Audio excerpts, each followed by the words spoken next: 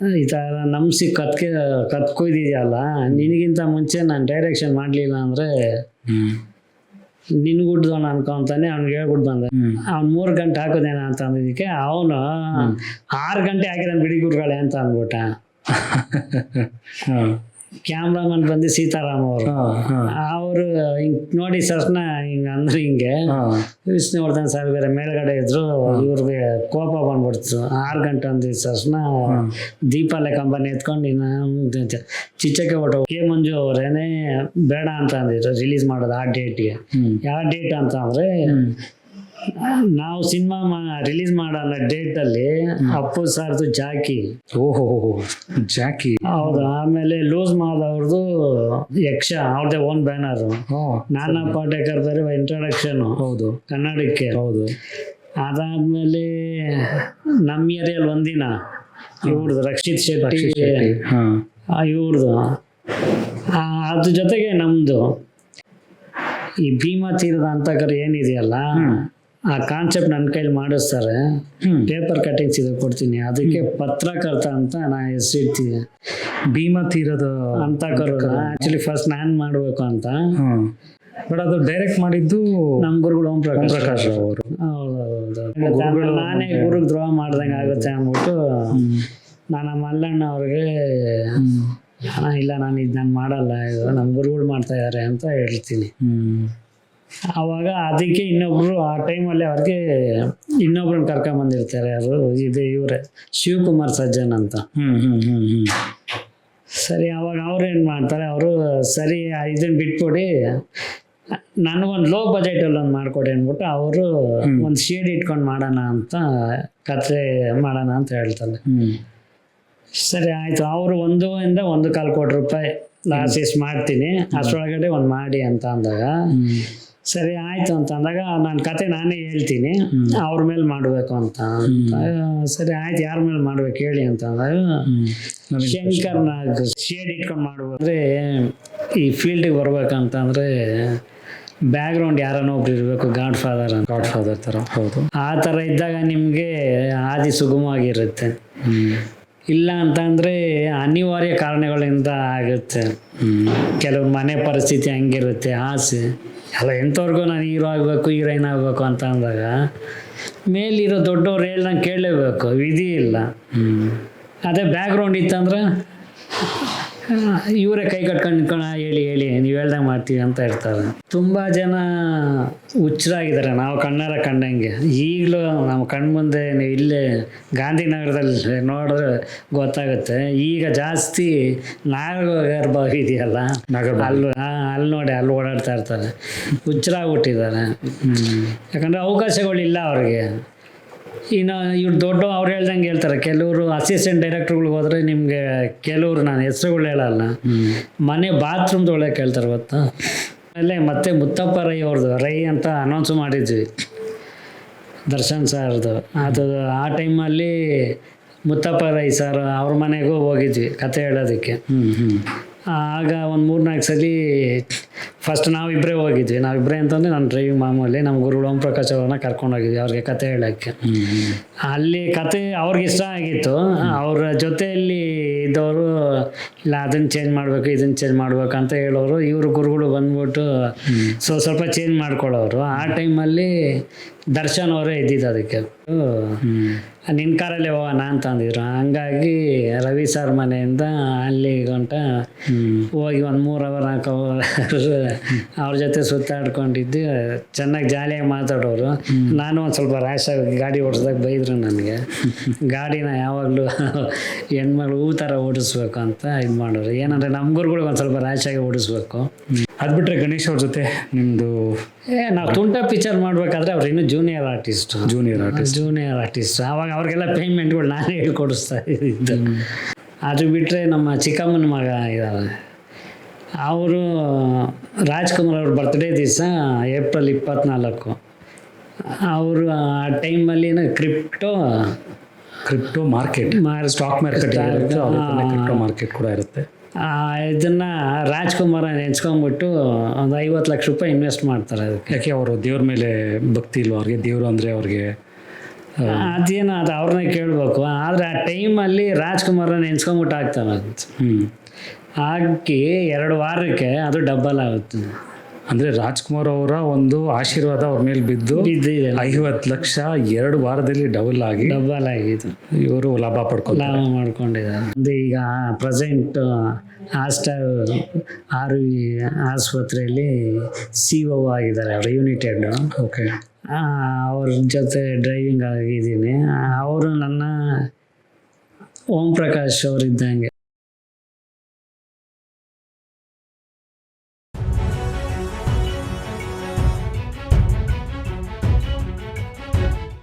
ಋಣ ತೀರ್ಥ ಅನ್ಸುತ್ತೆ ಅನ್ನೋದ್ರಣ ಮಹಾನ್ ಭಾವನೆಯಿಂದ ಆಚೆ ಬರ್ಬೇಕಾಯ್ತು. ಅದು ಕೇಳಿದೆ.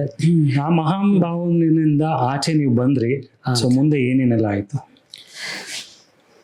ಅವನ ಹತ್ರ ಆಯ್ತು ಅವ್ರು ಬಂದು ಆಸೆ, ಎಂಥವ್ರಿಗೂ ಆಸೆ ಇದ್ದೇ ಇರುತ್ತಲ್ಲ. ಇವಾಗ ನೀವು ಡೈರೆಕ್ಷನ್ ಕೊಡ್ತೀನಿ ಬಾರಪ್ಪ ಮಾಡು ಅಂತಂದ್ರೆ ನೀವು ಬರಲ್ವಾ? ಡೆಫಿನೆಟ್ ಆಗಿ ಫೀಲ್ಡಲ್ಲಿ ಇದ್ರೆ ನಮ್ಗೆ ಆಸೆ ಐತಲ್ಲ, ಸರಿ ಏನು ಪ್ರೊಡ್ಯೂಸರ್ ಅವನೇ ಮಾಡ್ತಾ ಇದ್ದಾನೆ, ಅವನೇ ಹೀರೋ ಅಲ್ಲ ಅಂದ್ಕೊಂಡು ಬಂದು ಕೆಲಸ ಮಾಡಿಸ್ಕೊಂಡ.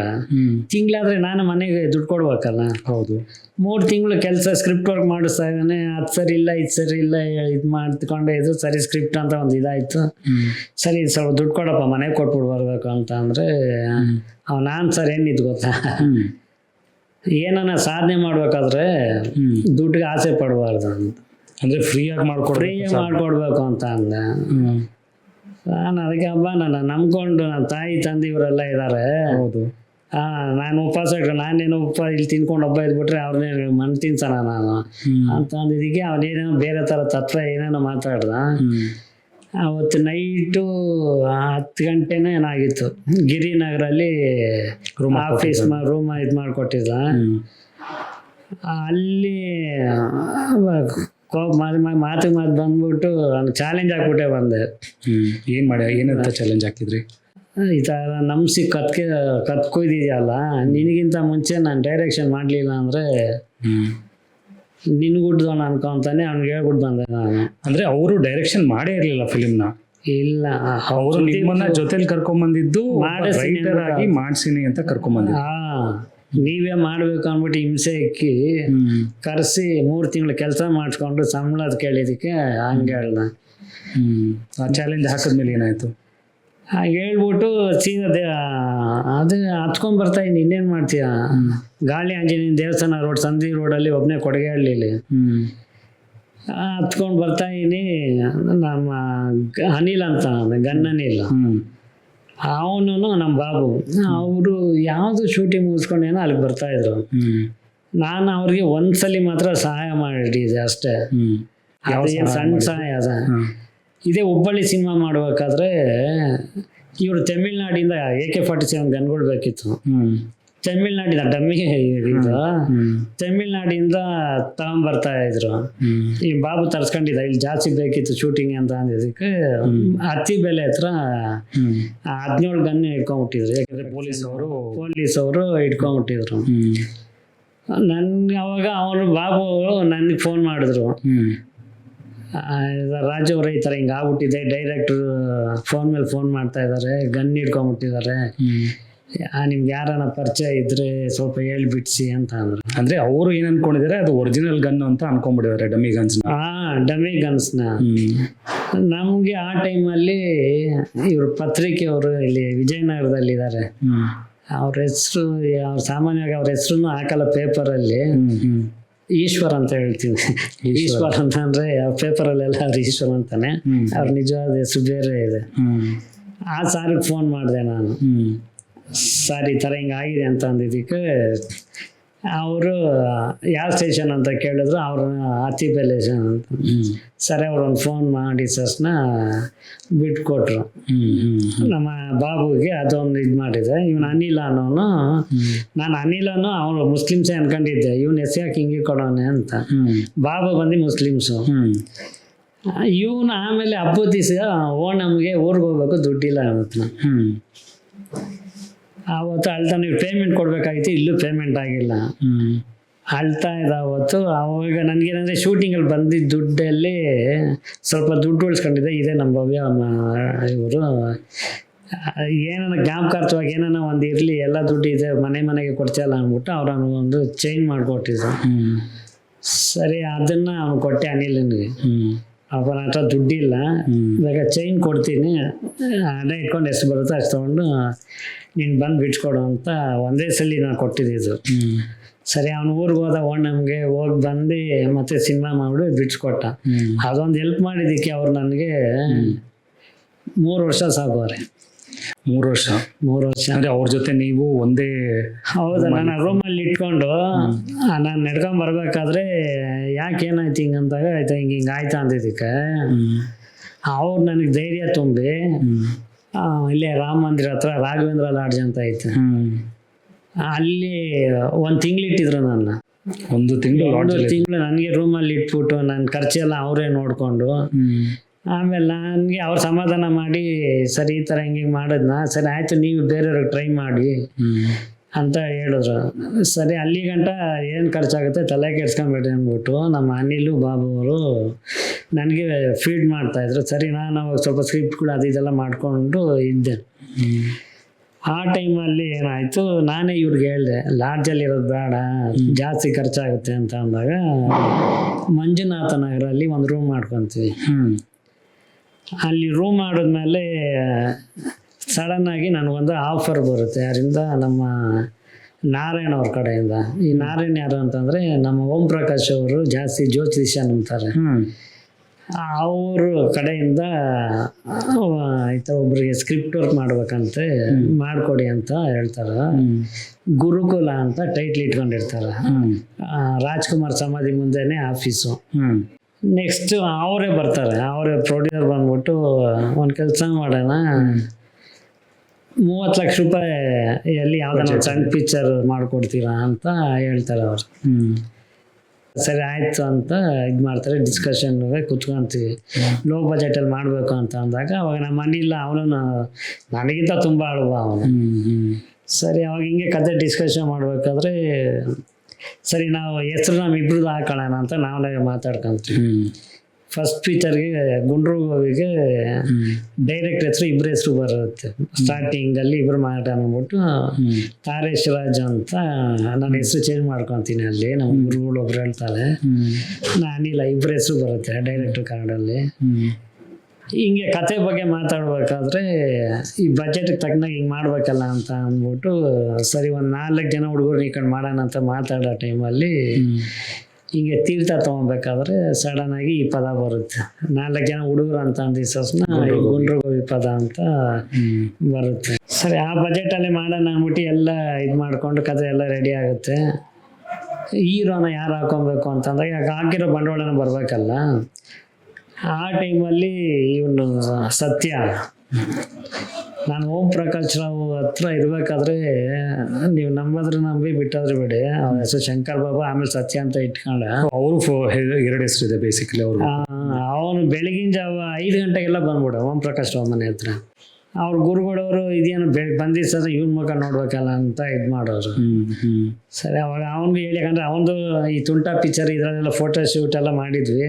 ಆಮೇಲೆ ನೆಕ್ಸ್ಟ್ ಕೊಟ್ಟಿದ್ರು AK-56 ಅಲ್ಲಿ ಇದರಲ್ಲೆಲ್ಲ ಮಾಡಿದ್ರು. ಆ ಟೈಮಲ್ಲಿ ನಾನು ಅವನಿಗೆ ಹೇಳಿದ್ದೆ, ಹಂಗೇನಾನ ಇತ್ತಂದ್ರೆ ನಾನೇ ಹೇಳ್ತೀನಿ ಹೋಗಪ್ಪ, ಸುಮ್ಮನೆ ಯಾಕೆ ಬೆಳಗ್ಗೆ ಬಂದು ನಮಗೂ ಹಿಂಸೆ ಇದು ಮಾಡ್ತೀಯ ಅಂತ. ಯಾಕಂದ್ರೆ ನನಗೆ ನಮ್ಮ ಗುರುಗಳ ಹತ್ರ ಇದ್ದಾಗ ನನ್ನ ಕೆಲಸ ನಾನು ಬೆಳಿಗ್ಗೆ ಅಲ್ಲಿ 4:15 ಎದ್ದೇಳ್ತಾ ಇದ್ದೆ. ನಮ್ಮ ಗುರುಗಳವ್ರ ಮನೆ 4:15 ಎದ್ದು ಬಂದು ಫಸ್ಟ್ ಗಾಡಿ ತೊಳೆದು ಆಮೇಲೆ ಹೋಗಿ ನಾನು ಸ್ನಾನ ಮಾಡಿ ಸಾರಿಗೆ ನೀರಿಟ್ಟು ಬಂದು ಅಲ್ಲಿ ಗಣೇಶ ದೇವಸ್ಥಾನ ಇದೆ, ಅಲ್ಲಿ ಬಂದು ಹೂ ತಗೊಂಡ್ಬಂದು ಮನೆಯಲ್ಲಿ ಇಟ್ಟು ಟೀ ಮಾಡಿ ನಾನೇ ಹೇಳಿಸ್ತಾ ಇದ್ದು ನಮ್ಮ ಪ್ರಕಾಶ್ ಅವ್ರಿಗೆ. ಇಲ್ಲ ಅಷ್ಟೇ ಹೊರಗಡೆ ಹೋದ್ರು ಲಾಡ್ಜಲ್ಲಿ ಇದ್ರು ಅಷ್ಟೇ ಎಲ್ಲ ಪೂಜೆಗೆ ರೆಡಿ ಮಾಡಿ ನಾನು ಕಾಫಿ ಕುಡಿದ್ಬಿಟ್ಟು ಅವ್ರು ಕಾಫಿ ತಂದ್ಬಿಟ್ಟು ಅಣ್ಣ ಕಾಫಿ ತಂದಿದ್ದೀನಿ ಅಂತ ರೂಟೀನ್ ಆಗ್ಬಿಟ್ಟಿತ್ತ ನಿಮಗೆ? 7 ವರ್ಷ ಅಲ್ಲಿದ್ದಾಗೆಲ್ಲ ಹಂಗೆ ಕಾಫಿ ಇಟ್ಕೊಂಡು ಅಣ್ಣ ಎಬ್ದೇಳೋಣ ಅಂತ ಅಂದಮೇಲೆ ಎದ್ದೇಳ್ತಾ ಇದ್ರು ಎಲ್ಲ ಆ ಥರ ಐತೆ. ಆಮೇಲೆ ಏನಾಯ್ತು? ಆಮೇಲೆ ಸರಿ ಸಿನಿಮಾ ಸ್ಟಾರ್ಟ್ ಆಯ್ತು. ಸೊ ಇವನ್ಗೆ ನಾನು ಮಾತು ಕೊಟ್ಟಂಗೆ ಸರಿ ಕರೆದೆ. ಅವನು ಅಷ್ಟೊತ್ತಿಗೆ ಸರ್ದಾರ್ ಕ್ಯಾರೆಕ್ಟರ್ ಮಾಡಿದೆ ಇದರಲ್ಲಿ, ಯಾವುದು ಸ್ಲಂಬಾಲಲ್ಲಿ ಸಗಣಿ ಈ ಪ್ರೊಡ್ಯೂಸರ್ ಅವರು ನಮ್ಮನ್ನ ನಂಬಿ ಬಂಡವಾಳ ಹಾಕಿರ್ತಾರಲ್ವಾ, ಅದಕ್ಕೆ ನಾವಪ್ಪ ಸ್ವಲ್ಪ ಹೆಸರಲ್ಲಿ ಇರೋರ್ನ ಹಾಕೊಂಡ್ರೆ ಟಿವಿ ರೇಟ್ಸ್ ಅದು ಇದು ಬರುತ್ತೆ ಅಂತ ಹೇಳಿ ಇವನ್ನ ಹೋಗಿ ಸತ್ಯನ ಹೋಗಿ ಕರ್ಕೊಂಬಂದು ಅವನ ಜೊತೆ ಮಾತಾಡಿ ನವ್ಯ ಅಂತ ಹುಡುಗಿ ಹೊಸಬ್ಳು. ಅದಕ್ಕಿಂತ ಮುಂಚೆ ಒಂದೆರಡು ಪಿಕ್ಚರಲ್ಲಿ ಸೈಡ್ ಫ್ರೆಂಡ್ ಕ್ಯಾರೆಕ್ಟರ್ ಏನೋ ಮಾಡಿದ್ಲು. ಸರಿ ನೋಡಕ್ಕೆ ಒಂದ್ ಸ್ವಲ್ಪ ಅಮೂಲ್ಯ ಥರನೇ ಕಾಣಿಸ್ತಾ ಇದ್ರು. ಸರಿ ಅವ್ರು ನೋಡ್ಬಿಟ್ಟು ಚೆನ್ನಾಗಿ ಆ್ಯಕ್ಟಿಂಗ್ ಮಾಡ್ತಾ ಇದ್ರು. ಸರಿ ಆಯ್ತು, ಸೆಲೆಕ್ಟ್ ಮಾಡಿ ಒಂದೇ ಲೊಕೇಶನ್ ಅಂತ ಇದು ಮಾಡಿದ್ರು. ಚಿಕ್ಕಮಂಗ್ಳೂರ್ಗೆ ಹೋದ್ವಿ. ಚಿಕ್ಕಮಂಗ್ಳೂರಲ್ಲಿ ಹೋಗಿ ಅಲ್ಲಿ ಒಂದು ಶೆಡ್ಯೂಲ್ ಮಾಡ್ಕೊಂಡು, ಆ್ಯಕ್ಚುಲಿ ಒಂದು ಶೆಡ್ಯೂಲ್ಗೆ ಅಂತ ಹೋಗಿದ್ದು. ಆಮೇಲೆ ಇಲ್ಲಿ ಪ್ರೊಡ್ಯೂಸರ್ಗಳ್ದೇನೋ ಸ್ವಲ್ಪ ಫೈನಾನ್ಸ್ ಪ್ರಾಬ್ಲಮ್ ಆಗಿ ಮುಕ್ಕಾಲು ಭಾಗ ಅಲ್ಲೇ ಚಿಕ್ಕಮಂಗ್ಳೂರಲ್ಲಿ ಮಾಡಿದ್ವಿ. ಬಟ್ ನಿಮ್ಗೆ ಅಷ್ಟರಲ್ಲಿ ಆಲ್ರೆಡಿ ಡೈರೆಕ್ಷನ್ ಮಾಡೋದಕ್ಕೆ ಒಂದು ಕಾನ್ಫಿಡೆನ್ಸ್ ಬಂದ್ಬಿಟ್ಟಿತ್ತಾ, ನಾನು ಮಾಡ್ಬೋದು ಡೈರೆಕ್ಷನ್ನ, ನನ್ನ ಕೈಲಿ ಸಾಧ್ಯ ಇದೆ ಅಂತ? ಹಾಂ, ನನಗೆ ಸಾಧ್ಯ ಇತ್ತು ಅನ್ನೋದಕ್ಕೆ ನನ್ನ ಗುರುಗಳೇ ನನಗೆ ಪ್ರೇರಣೆ. ಅವರು ಯಾವಾಗ ನಾವು ಇವ್ರದ್ದು ಒಂದು ಯಾವುದೋ ಒಂದು ಸೀನ್ ಮಾಡೋದಕ್ಕೆ ಪಳ್ಳಿರಾಜ್ ಅವರನ್ನು ಸಾರು ಕಾರಲ್ಲಿ ಕುಂತ್ಕೊಂಡು ಯಾವುದ್ರ ಬಗ್ಗೆ ಡಿಸ್ಕಷನ್ ಮಾಡಬೇಕಾದ್ರೆ ನಾನು ಗಾಡಿ ಓಡಿಸ್ತಾ ಇದ್ದೆ. ಮೋಸ್ಟ್ಲಿ ದರ್ಶನ್ ಇದೆ ಅಂತ ಅನ್ಕೊತೀನಿ. ಅಲ್ಲಿ ಯಾವುದೋ ಒಂದು ಕಾರಣಕ್ಕೆ ಅವರು ಅವನೇನು ಹೇಳ ನಮ್ಮ ರಾಜ ಕೊಟ್ಟರೆ ಮಾಡ್ಬಿಡ್ತಾನೆ ಅಂತ ಅವ್ರು ತಮಾಷೆಗೆ ಹೇಳಿದ್ರೆ ಸೀರಿಯಸ್ ಹೇಳಿದ್ರು ಗೊತ್ತಿಲ್ಲ. ಅವ್ರಿಗೆ ಅಷ್ಟು ನಂಬಿಕೆ ಇದೆ ನನ್ನ ಮೇಲೆ, ನನಗೆ ಇಲ್ವಲ್ಲ ಅಂತ. ಅಷ್ಟೊತ್ತಿಗೆ ಇವನು ಬೇರೆ ಮಾತಾಡಿದ್ನಲ್ಲ, ಯಾರು ಈ ಹುಬ್ಳಿ ಪಿಕ್ಚರ್ ಮಾಡ್ಬೇಕಾದ್ರೆ ಸಂಘದ ಅಧ್ಯಕ್ಷ ಒಬ್ಬ ಬಂದ, ಅವನ ಹೆಸರು ಬೇಡ ಬಿಡಿಸಿ, ಅವನು ಬಂದು ತಲೆ ಕೆಡ್ಸಿದ್ನಲ್ಲ. ಅದಕ್ಕೆ ಅಯ್ಯೋ ನಮ್ಮ ಗುರುಗಳೇ ಹೇಳ್ಬೇಕಾದ್ರೆ ನಾವು ಯಾಕೆ ಇದು ಮಾಡಬಾರ್ದು ಅಂದ್ಕೊಂಡು ಸರಿ ಮಾಡ್ಬಿಡೋಣ ಅಂದ್ಕೊಂಡು ಕೊರಿತಾ ಇತ್ತು. ಸರಿ ಹಂಗಾಗಿ ಇವನ್ ಬೇರೆ ಬಲಂತ ಮಾಡೋದ್ನಲ್ಲ. ಸರಿ ಹಂಗಾಗಿ ನಾನು ಡೈರೆಕ್ಷನ್ಗೆ ಫಸ್ಟ್ ಡೇ ನಾನು ಶಾರ್ಟ್ ತೆಗಿಬೇಕಾದ್ರೆಲ್ಲ ನಾನು ಫಸ್ಟ್ ನಮಸ್ಕಾರ ನಮ್ಮ ಗುರುಗಳಿಗೆ. ಬಟ್ ಅವಾಗ ನರ್ವಸ್ ಆಗಲಿಲ್ಲ ಫಸ್ಟ್ ಶಾರ್ಟ್ ತೆಗಿಬೇಕಾರೆ? ಫಸ್ಟ್ ಶಾರ್ಟ್ ತೆಗಿಬೇಕಾದ್ರೆ ಸ್ವಲ್ಪ ಭಯ ಇತ್ತು. ನಾನು ಓಂ ಪ್ರಕಾಶ್ ಆಯ ನಮಃ ಅನ್ಕೊಂಡೆ ಸ್ಟಾರ್ಟ್ ಮಾಡಿದ್ರು ನಮ್ಮ ಗುರುಗಳು ಅವ್ರದ್ದೇನೆ. ಯಾಕಂದ್ರೆ ನಾನು ಬೇರೆ ಕೆಲಸ ಹೇಳ್ದೆ ಮಾಡಿದೆ ಬಿಟ್ಟಿದ್ನಲ್ಲ, ಪಾಪ ಅನಿಲ್ಲ ಅಂತ ಅಂದಲ್ಲ, ಅವ್ನು ಹೊಡೆದಿದ್ರು. ಅವ್ನ ಕೆಲಸ ಬಿಡ್ತೇನೆ ಅಂತ ನೀನು ಗೊತ್ತಿತ್ತಲ್ಲ, ನನಗೆ ಯಾಕೆ ಹೇಳಿಲ್ಲ ಅಂತ ಪಾಪ ನನ್ನೇಟು ಅವ್ನು ತಿಂದಿದ್ರು. ಸರಿ ಆಮೇಲೆ ಈ ಥರ ಶುರು ಆಯಿತು ಗೊಂಡ್ರು. ಹೌದೌದು, ಆ ಥರ ಶುರು ಆಗಿ 15 ದಿವಸ ಅಲ್ಲಿ ಮಾಡಿದ್ವಿ. ಆಮೇಲೆ ಫೈನಾನ್ಸ್ ಏನೋ ಪ್ರಾಬ್ಲಮ್ ಆಗಿ ಪಾಪ ಆಮೇಲೆ ಕೆ ಮಂಜು ಅವ್ರ ಹತ್ರ, ಈಗ ಮಂಜಣ್ಣವರು ನನಗೆ ಸಾಹುಕಾರ ಮಾಡೋ ಟೈಮಲ್ಲಿ ನೋಡಿ, ಸಾಹುಕಾರ ಅಂದ ಸಸ್ನ ಜ್ಞಾಪಕ ಬಂತು. ಆ ಸಿನಿಮಾ ಮಾಡಬೇಕಾದ್ರೆ ವಿಷ್ಣುವರ್ಧನ್ ಸರ್ ಜೊತೆ ಕೂತ್ಕೊಳ್ಳೋ ಯೋಗ ಬಂತು ನನಗೆ. ವಿಷ್ಣುವರ್ಧನ್ ಸರ್ ಜೊತೆ? ಹೌದೌದು. ಎಲ್ಲಿ, ಯಾವಾಗ, ಹೇಗೆ? ಅದೇ ಅವ್ರದ್ದು ವೆಡ್ಡಿಂಗ್ ಏನೋ ಸರಿ ವಿಷ್ಣುವರ್ಧನ್ ಸರ್ದು. ಇಲ್ಲಿ ಆಕ್ಚುಲಿ ಇಲ್ಲಿ ಎಲ್ಲ ಶೂಟಿಂಗ್ ಮುಗ್ದೋಗಿತ್ತು ಮೈಸೂರಲ್ಲಿ. ಅವ್ರದ್ದು ಇದಲ್ಲ, ಅದೇ ಸಾಹುಕಾರ ಫಿಲ್ಮ್ ಶೂಟಿಂಗ್ ಮುಗಿದೋಗಿತ್ತು. ಅಂದ್ರೆ ಅವ್ರ ಪಾರ್ಟ್ ಮಾತ್ರ. ಆಕ್ಚುಲಿ 8 ದಿವಸನೇ ಏನೋ ಡೇಟ್ ಕೊಟ್ಟಿದ್ರಂತೆ. ಆಮೇಲೆ ಇಲ್ಲಿ ಏನೋ ಒಂದು ಸ್ವಲ್ಪ ಪ್ರಾಬ್ಲಮ್ ಆಗಿ ಒಂದು ಸೀನಲ್ಲಿ ವಿಷ್ಣು ಸಾರು ಮೇಲ್ಗಡೆಯಿಂದ ಹೂವು ಹಾಕ್ಬೇಕಿತ್ತು.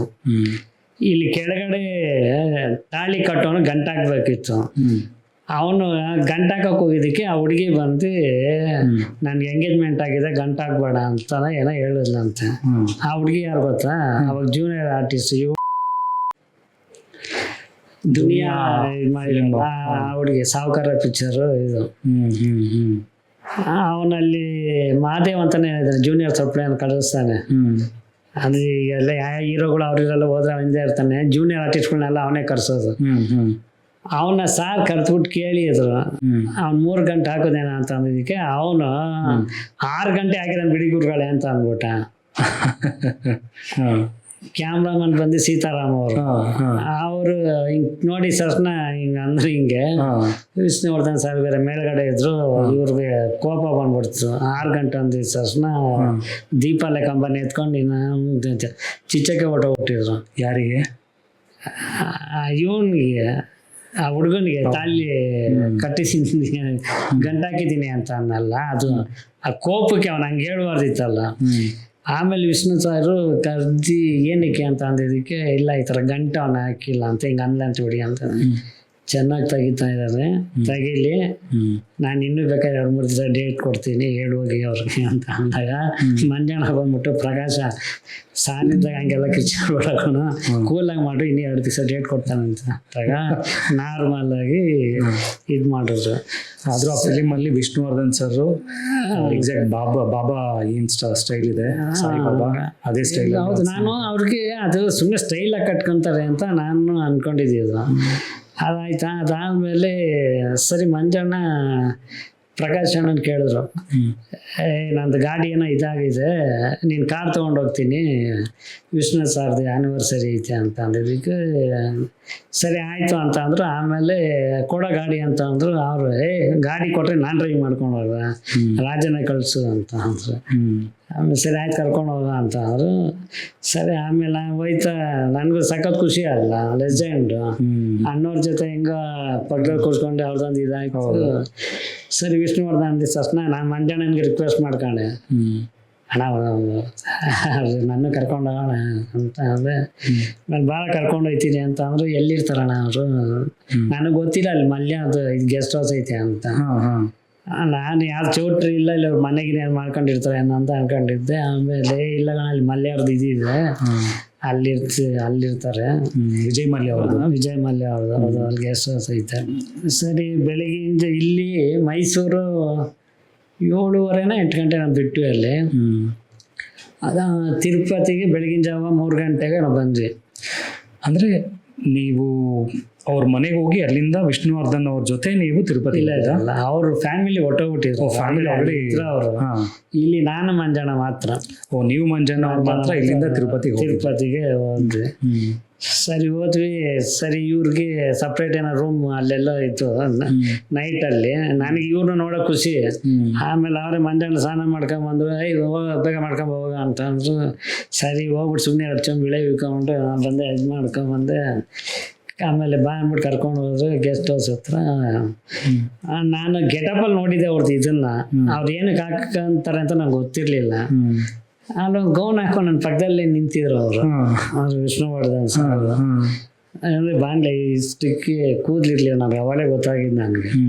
ನಾನು ಅಣ್ಣ ಇಲ್ಲ ಅವ್ರು ಹಿಂಗೆ ಕೈ ಇದು ಮಾಡ್ತಾ ಇದ್ದಾರೆ, ಅದಕ್ಕೆ ಸನ್ನೆ ಮಾಡ್ತಾರೆ ಇವ್ರೆ ಅಂತ.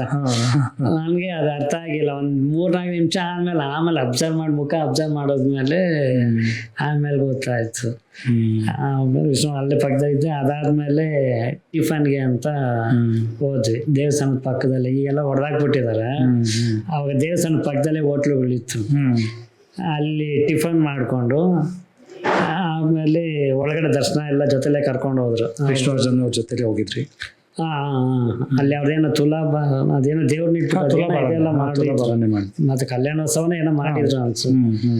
ಅದೆಲ್ಲ ಆದ್ಮೇಲೆ ಕಾರಲ್ಲಿ ಕೂತ್ಕೊಂಡ್ರು. ಅವರೆಲ್ಲ ರೂಮ್ಗೆ ಹೋದ್ರಿ. ಕಾರ್ ತಗೊಂಬ ಅಂತ ಒಂದು ರೌಂಡ್ ಹೋಗೋಣ ಅಂತ ಕಾರಲ್ಲಿ ಕೂತ್ಕೊಂಡ್ರಿ. ಆಮೇಲೆ ಸಖತ್ ತಮಾಷೆ ಮಾಡ್ತಾರೆ ವಿಷ್ಣುವರ್ಧನ್ ಅವರು. ಕಾರಲ್ಲಿ ಕುಂತ್ಕೊಂಡಿದ್ದ ತಕ್ಷಣ ಇದು ಯಾರ ಹತ್ರ ಕಿತ್ಕೊಂಬಂದು ಅಂತ ಅಂದ್ರು. ಯಾರ್ದು ಇಲ್ಲ, ನಮ್ಮ ಓಮ್ದು ಅಂತ ಅಂದ್ರು, ಓಂ ಪ್ರಕಾಶ್ ಅಂತ.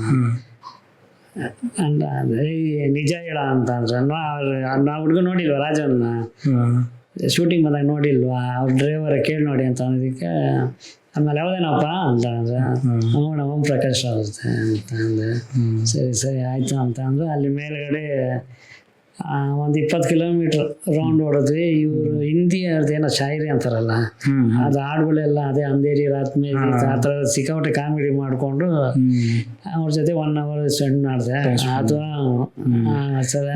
ಅದನ್ನೇ ಅದೊಂದು. ನೀವೆಲ್ಲ ಆ್ಯಕ್ಟರ್ಗಳನ್ನ ಮೀಟ್ ಮಾಡಿದ್ದೀನಿ ಅಂತ ಹೇಳಿದ್ರಿ, ಆದರೆ ಒಂದು ಸ್ಪೆಷಲ್ ಆಗಿರೋ ವ್ಯಕ್ತಿನ ನೀವು ಯಾವ ಥರ ಮೀಟ್ ಮಾಡಿದ್ರ? ಅವ್ರು ಯಾರಿರ್ಬೋದು ಅಂತ ಗೆಸ್ ಮಾಡಿ. ಅವ್ರು ಇವತ್ತು ನಮ್ಮ ಜೊತೆ ಇಲ್ಲ. ಅಪ್ಪು ಅವರ? ಹೌದು, ಅಪ್ಪು ಅವರು.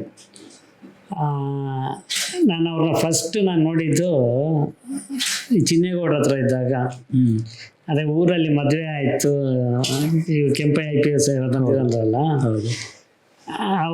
ಅವಾಗ ಅಪ್ಪು ಅವ್ರನ್ನ ಅವಾಗ ನಾನು ಫಸ್ಟ್ ಟೈಮ್ ನೋಡಿದ್ದು.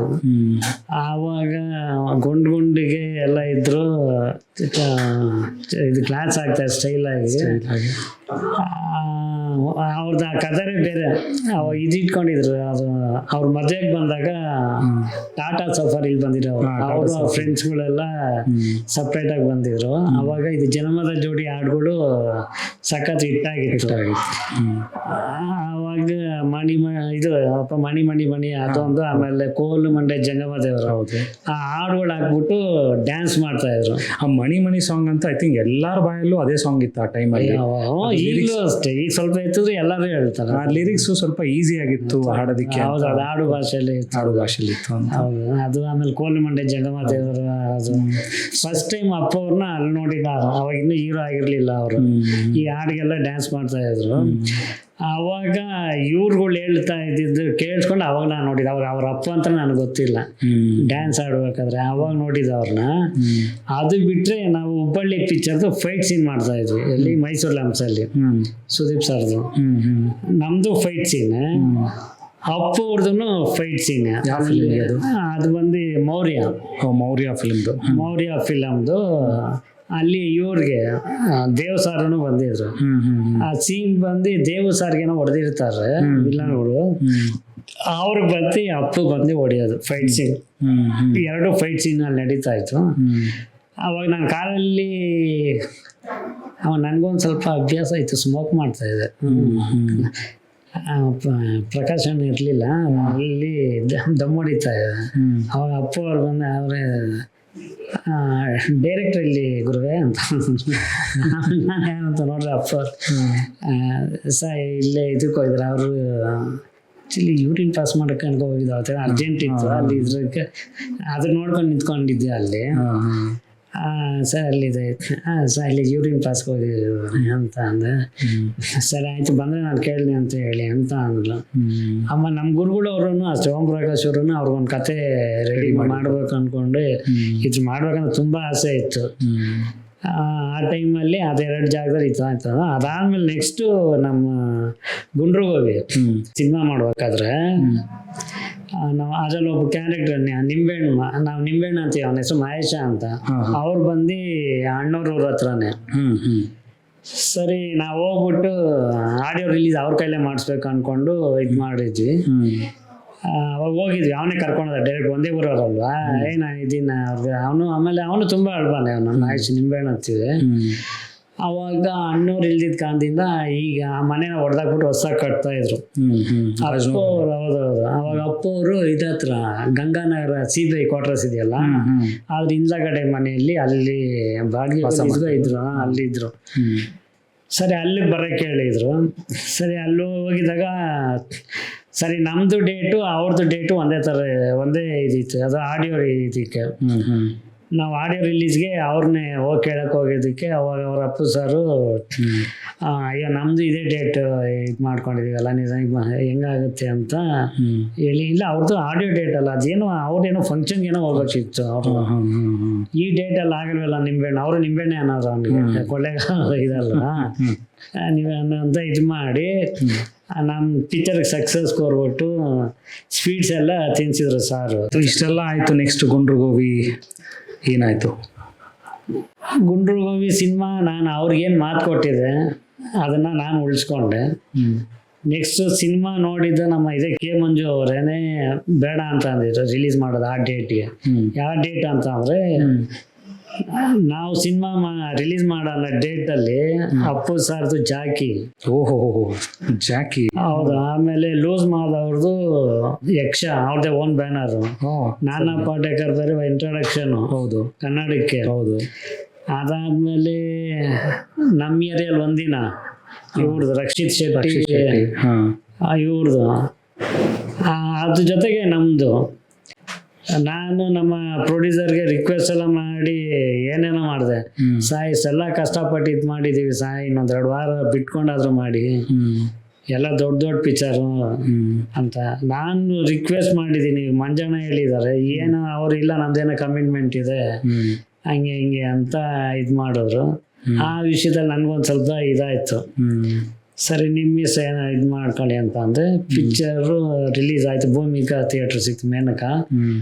ಟೋಟಲ್ 12 ಥಿಯೇಟ್ರ್ 14 ಥಿಯೇಟ್ರ್ ಏನೋ ರಿಲೀಸ್ ಮಾಡಿದ್ರು. ಬಟ್ ಆದರೂ ಜಾಕಿ ಫಿಲಿಮ್ ಮುಂದೆ ಅದು ಇದು ಪುನೀತ್ ರಾಜ್ಕುಮಾರ್ ಮೂವಿ ಮುಂದೆ ನಿಮ್ಮ ಮೂವಿನ ರಿಲೀಸ್ ಮಾಡಿದ್ರ ಅಂದರೆ ಅದು ನಿಜವಾಗ್ಲೂ ಅಲ್ಲ ಆಸೆ ಅದು ಏನು ಮಾಡೋದು. ಆದ್ರೆ ಏನೊಂದು ನನಗೆ ಸಂತೋಷ ಏನಂತಂದ್ರೆ ಅಷ್ಟು ಸಿನಿಮಾ ರಿಲೀಸ್ ಇದಾದ್ರೂ ನಮ್ಮ ಮಾಧ್ಯಮ ಮಿತ್ರರು ನನ್ನ ಸಿನಿಮಾ ರಿವ್ಯೂ ಮಾತ್ರ ತುಂಬಾ ಚೆನ್ನಾಗಿ ಬರ್ದಿದ್ದಾರೆ. ಅಂದ್ರೆ ಪತ್ರಕರ್ತ ಮಿತ್ರರು ತುಂಬಾ ಚೆನ್ನಾಗಿ ಬರ್ದಿದ್ದಾರೆ. ಬೇಕಾದ್ರೆ ಕಟ್ಟಿಂಗ್ಸ್ ಇದೆ, ನೀವು ಬೇಕಾದ್ರೆ ನೋಡಿ, ನಾನು ಸುಳ್ಳು ಏನು ಹೇಳ್ತಾ ಇಲ್ಲ. ರಿವ್ಯೂ ಮಾತ್ರ ನನ್ನ ಸಿನಿಮಾ ತುಂಬಾ ಚೆನ್ನಾಗಿ ಬರ್ದಿದ್ದಾರೆ. ಹಾಗೆ ಅದು ಫಿಲಿಮ್ ಹೀರೋ ಮೇಲೆ ಹೀರೋಗೆ ಒಂದು ಫಸ್ಟ್ ಒಂದು ನ್ಯೂ ಕಮರ್ ಅವಾರ್ಡ್ ಬಂತ. ಆಮೇಲೆ ನಮ್ಮ ಸಿನಿಮಾನ ಅವರೇ ಸುವರ್ಣ ಚಾನಲ್ ಅವರೇ ತಗೊಂಡ್ರು 37 ಲಕ್ಷಕ್ಕೆ. ಮತ್ತೆ ಅದು ಇದನ್ನ ಅವಾರ್ಡ್ ಇಶ್ಯೂ ಮಾಡಿದ್ದು ದ್ವಾರಕೇಶ್ ಅಂತ ಅನ್ಸುತ್ತೆ ನನ್ಗನ್ಸೋ ಪ್ರಕಾರ.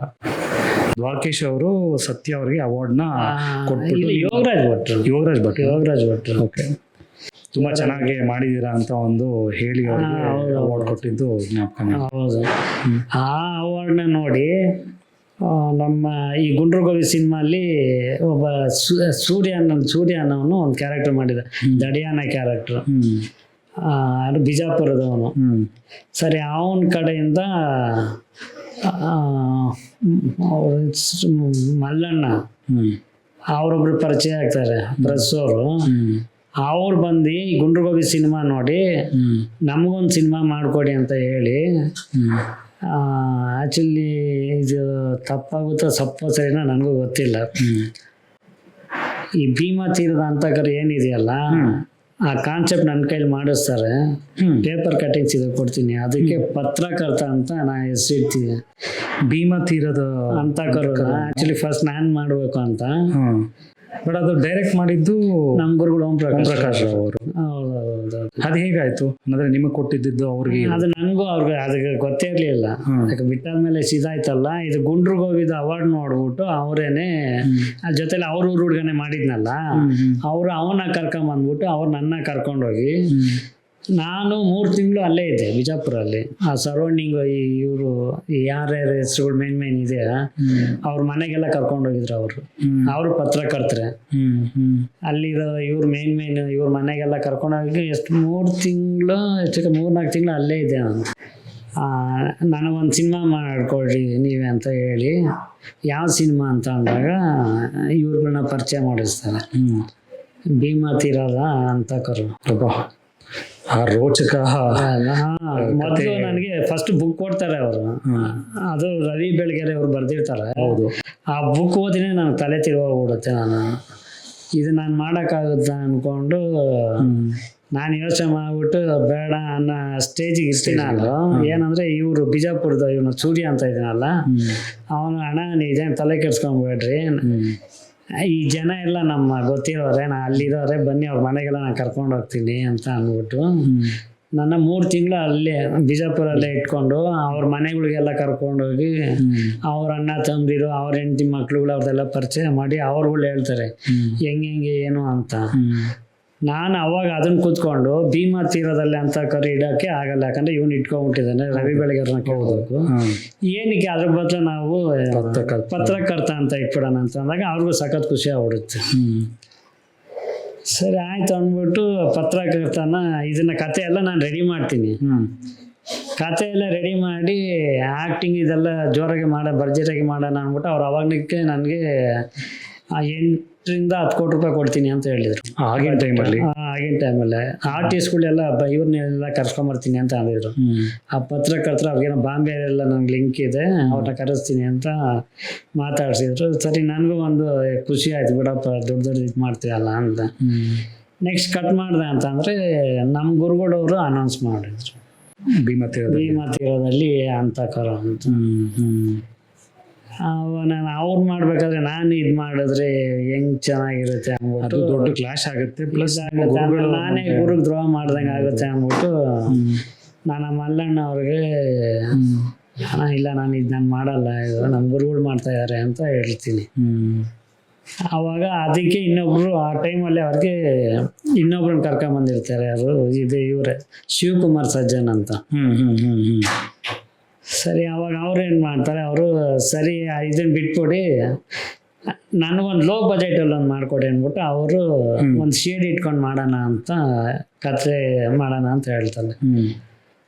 ಸರಿ ಆಯಿತು. ಅವರು 1.25 ಕೋಟಿ ರೂಪಾಯಿ ಲಾಸಸ್ ಮಾಡ್ತೀನಿ, ಅಷ್ಟರೊಳಗಡೆ ಒಂದು ಮಾಡಿ ಅಂತ ಅಂದಾಗ ಸರಿ ಆಯಿತು ಅಂತ ಅಂದಾಗ ನಾನು ಕತೆ ನಾನೇ ಹೇಳ್ತೀನಿ, ಅವ್ರ ಮೇಲೆ ಮಾಡಬೇಕು ಅಂತ.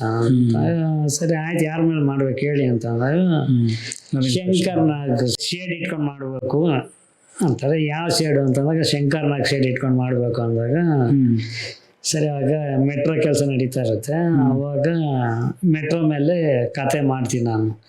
ಇಲ್ಲೊಂದು ಸ್ವಲ್ಪ ಪ್ರಾಬ್ಲಮ್ ಆಗಿತ್ತು, ಅದನ್ನೆಲ್ಲ ಇಟ್ಕೊಂಡು ಅವ್ರಿಗೆ ಸರ್ ಹಿಂಗೆ ಮಾಡ್ಬೋದಾ ಅಂತ ಅಂದಾಗ ಅದು ಪ್ರಾಬ್ಲಮ್ ಬೇಸಿಕ್ಲಿ ಪ್ರಾಬ್ಲಮ್ ಮೆಟ್ರೋ ಮಾಡೋ ಟೈಮಲ್ಲಿ ಬಿಲ್ಡಿಂಗ್ ಎಲ್ಲ ಹೌದು, ಅದನ್ನ ಇಟ್ಕೊಂಡು ಆಮೇಲೆ ನಮ್ದು ಬೇರೆ ಏನೋ ಇಟ್ಕೊಂಡು ಸುಮಾರು ಕಾಣಿಸಿ ಇದೆಲ್ಲ ಇಟ್ಕೊಂಡು ಹೇಳಿದ್ದೆ ಅವ್ರಿಗೆ. ಅವ್ರಿಗೂ ಸಖತ್ ಇಷ್ಟ ಆಯಿತು. ಅದೇ ಥರ ಅವ್ರನ್ನು ಸರಿ ಸಿನಿಮಾನ ಬೇಗ ಎಲ್ಲ ಮಾಡಿದ್ವಿ. ನಮ್ಮ ನವೀನ್ ಕೃಷ್ಣನ ಇಟ್ಕೊಂಡು ಗೆಟ ಅವರು ಶಂಕರ್ನಾಗ್ ಗೆಟಪ್ ಅಲ್ಲೇ ಅವ್ರನ್ನೂ ಇದು ಮಾಡಿ ಆ ಹಾಡುಗಳನ್ನ ತಗೊಳ್ಳೋದಕ್ಕೆ ದ್ವಾರಕೇಶ್ ಮನೆ ಹತ್ರ ಹೋಗಿ ಅವ್ರಿಗೆ ರಿಕ್ವೆಸ್ಟ್ ಮಾಡಿ ಅವ್ರು ಒಂದಿಷ್ಟು ಅಮೌಂಟ್ ಕೊಡಬೇಕು ಅಂತ ಅಂದರು. ಅವ್ರಿಗೆ ಯಾವ ಫಿಲ್ಮ್ ಸಾಂಗ್ನ ಯೂಸ್ ಮಾಡ್ಕೊತೀರಿ ನೀವು ಇದಕ್ಕೆ? ನ್ಯಾಯ ಗೆದ್ದಿತ್ತು. ನ್ಯಾಯ ಗೆದ್ದಿತ್ತು ಅಂತ ಶಂಕರ್ನಾಗ್ ಹಾಡನ್ನ ನೀವು ನಿಮ್ಮ ಫಿಲ್ಮ್ ಯೂಸ್ ಮಾಡ್ಕೊಂಡು ರೀಮಿಕ್ಸ್ ಮಾಡಿ ಇಲ್ಲ ಅಂತ ಹೇಳಿದ್ರೆ ಇಲ್ಲ ಅದೇ ಸೇಮ್ ಸಾಂಗ್. ಅದರಲ್ಲಿ ನನಗೂ ನಿನಗೂ ಇಬ್ಬರಿಗೆ ಗೊತ್ತು ಅಂತ ಒಂದು ಹಾಡು ಇದೆ.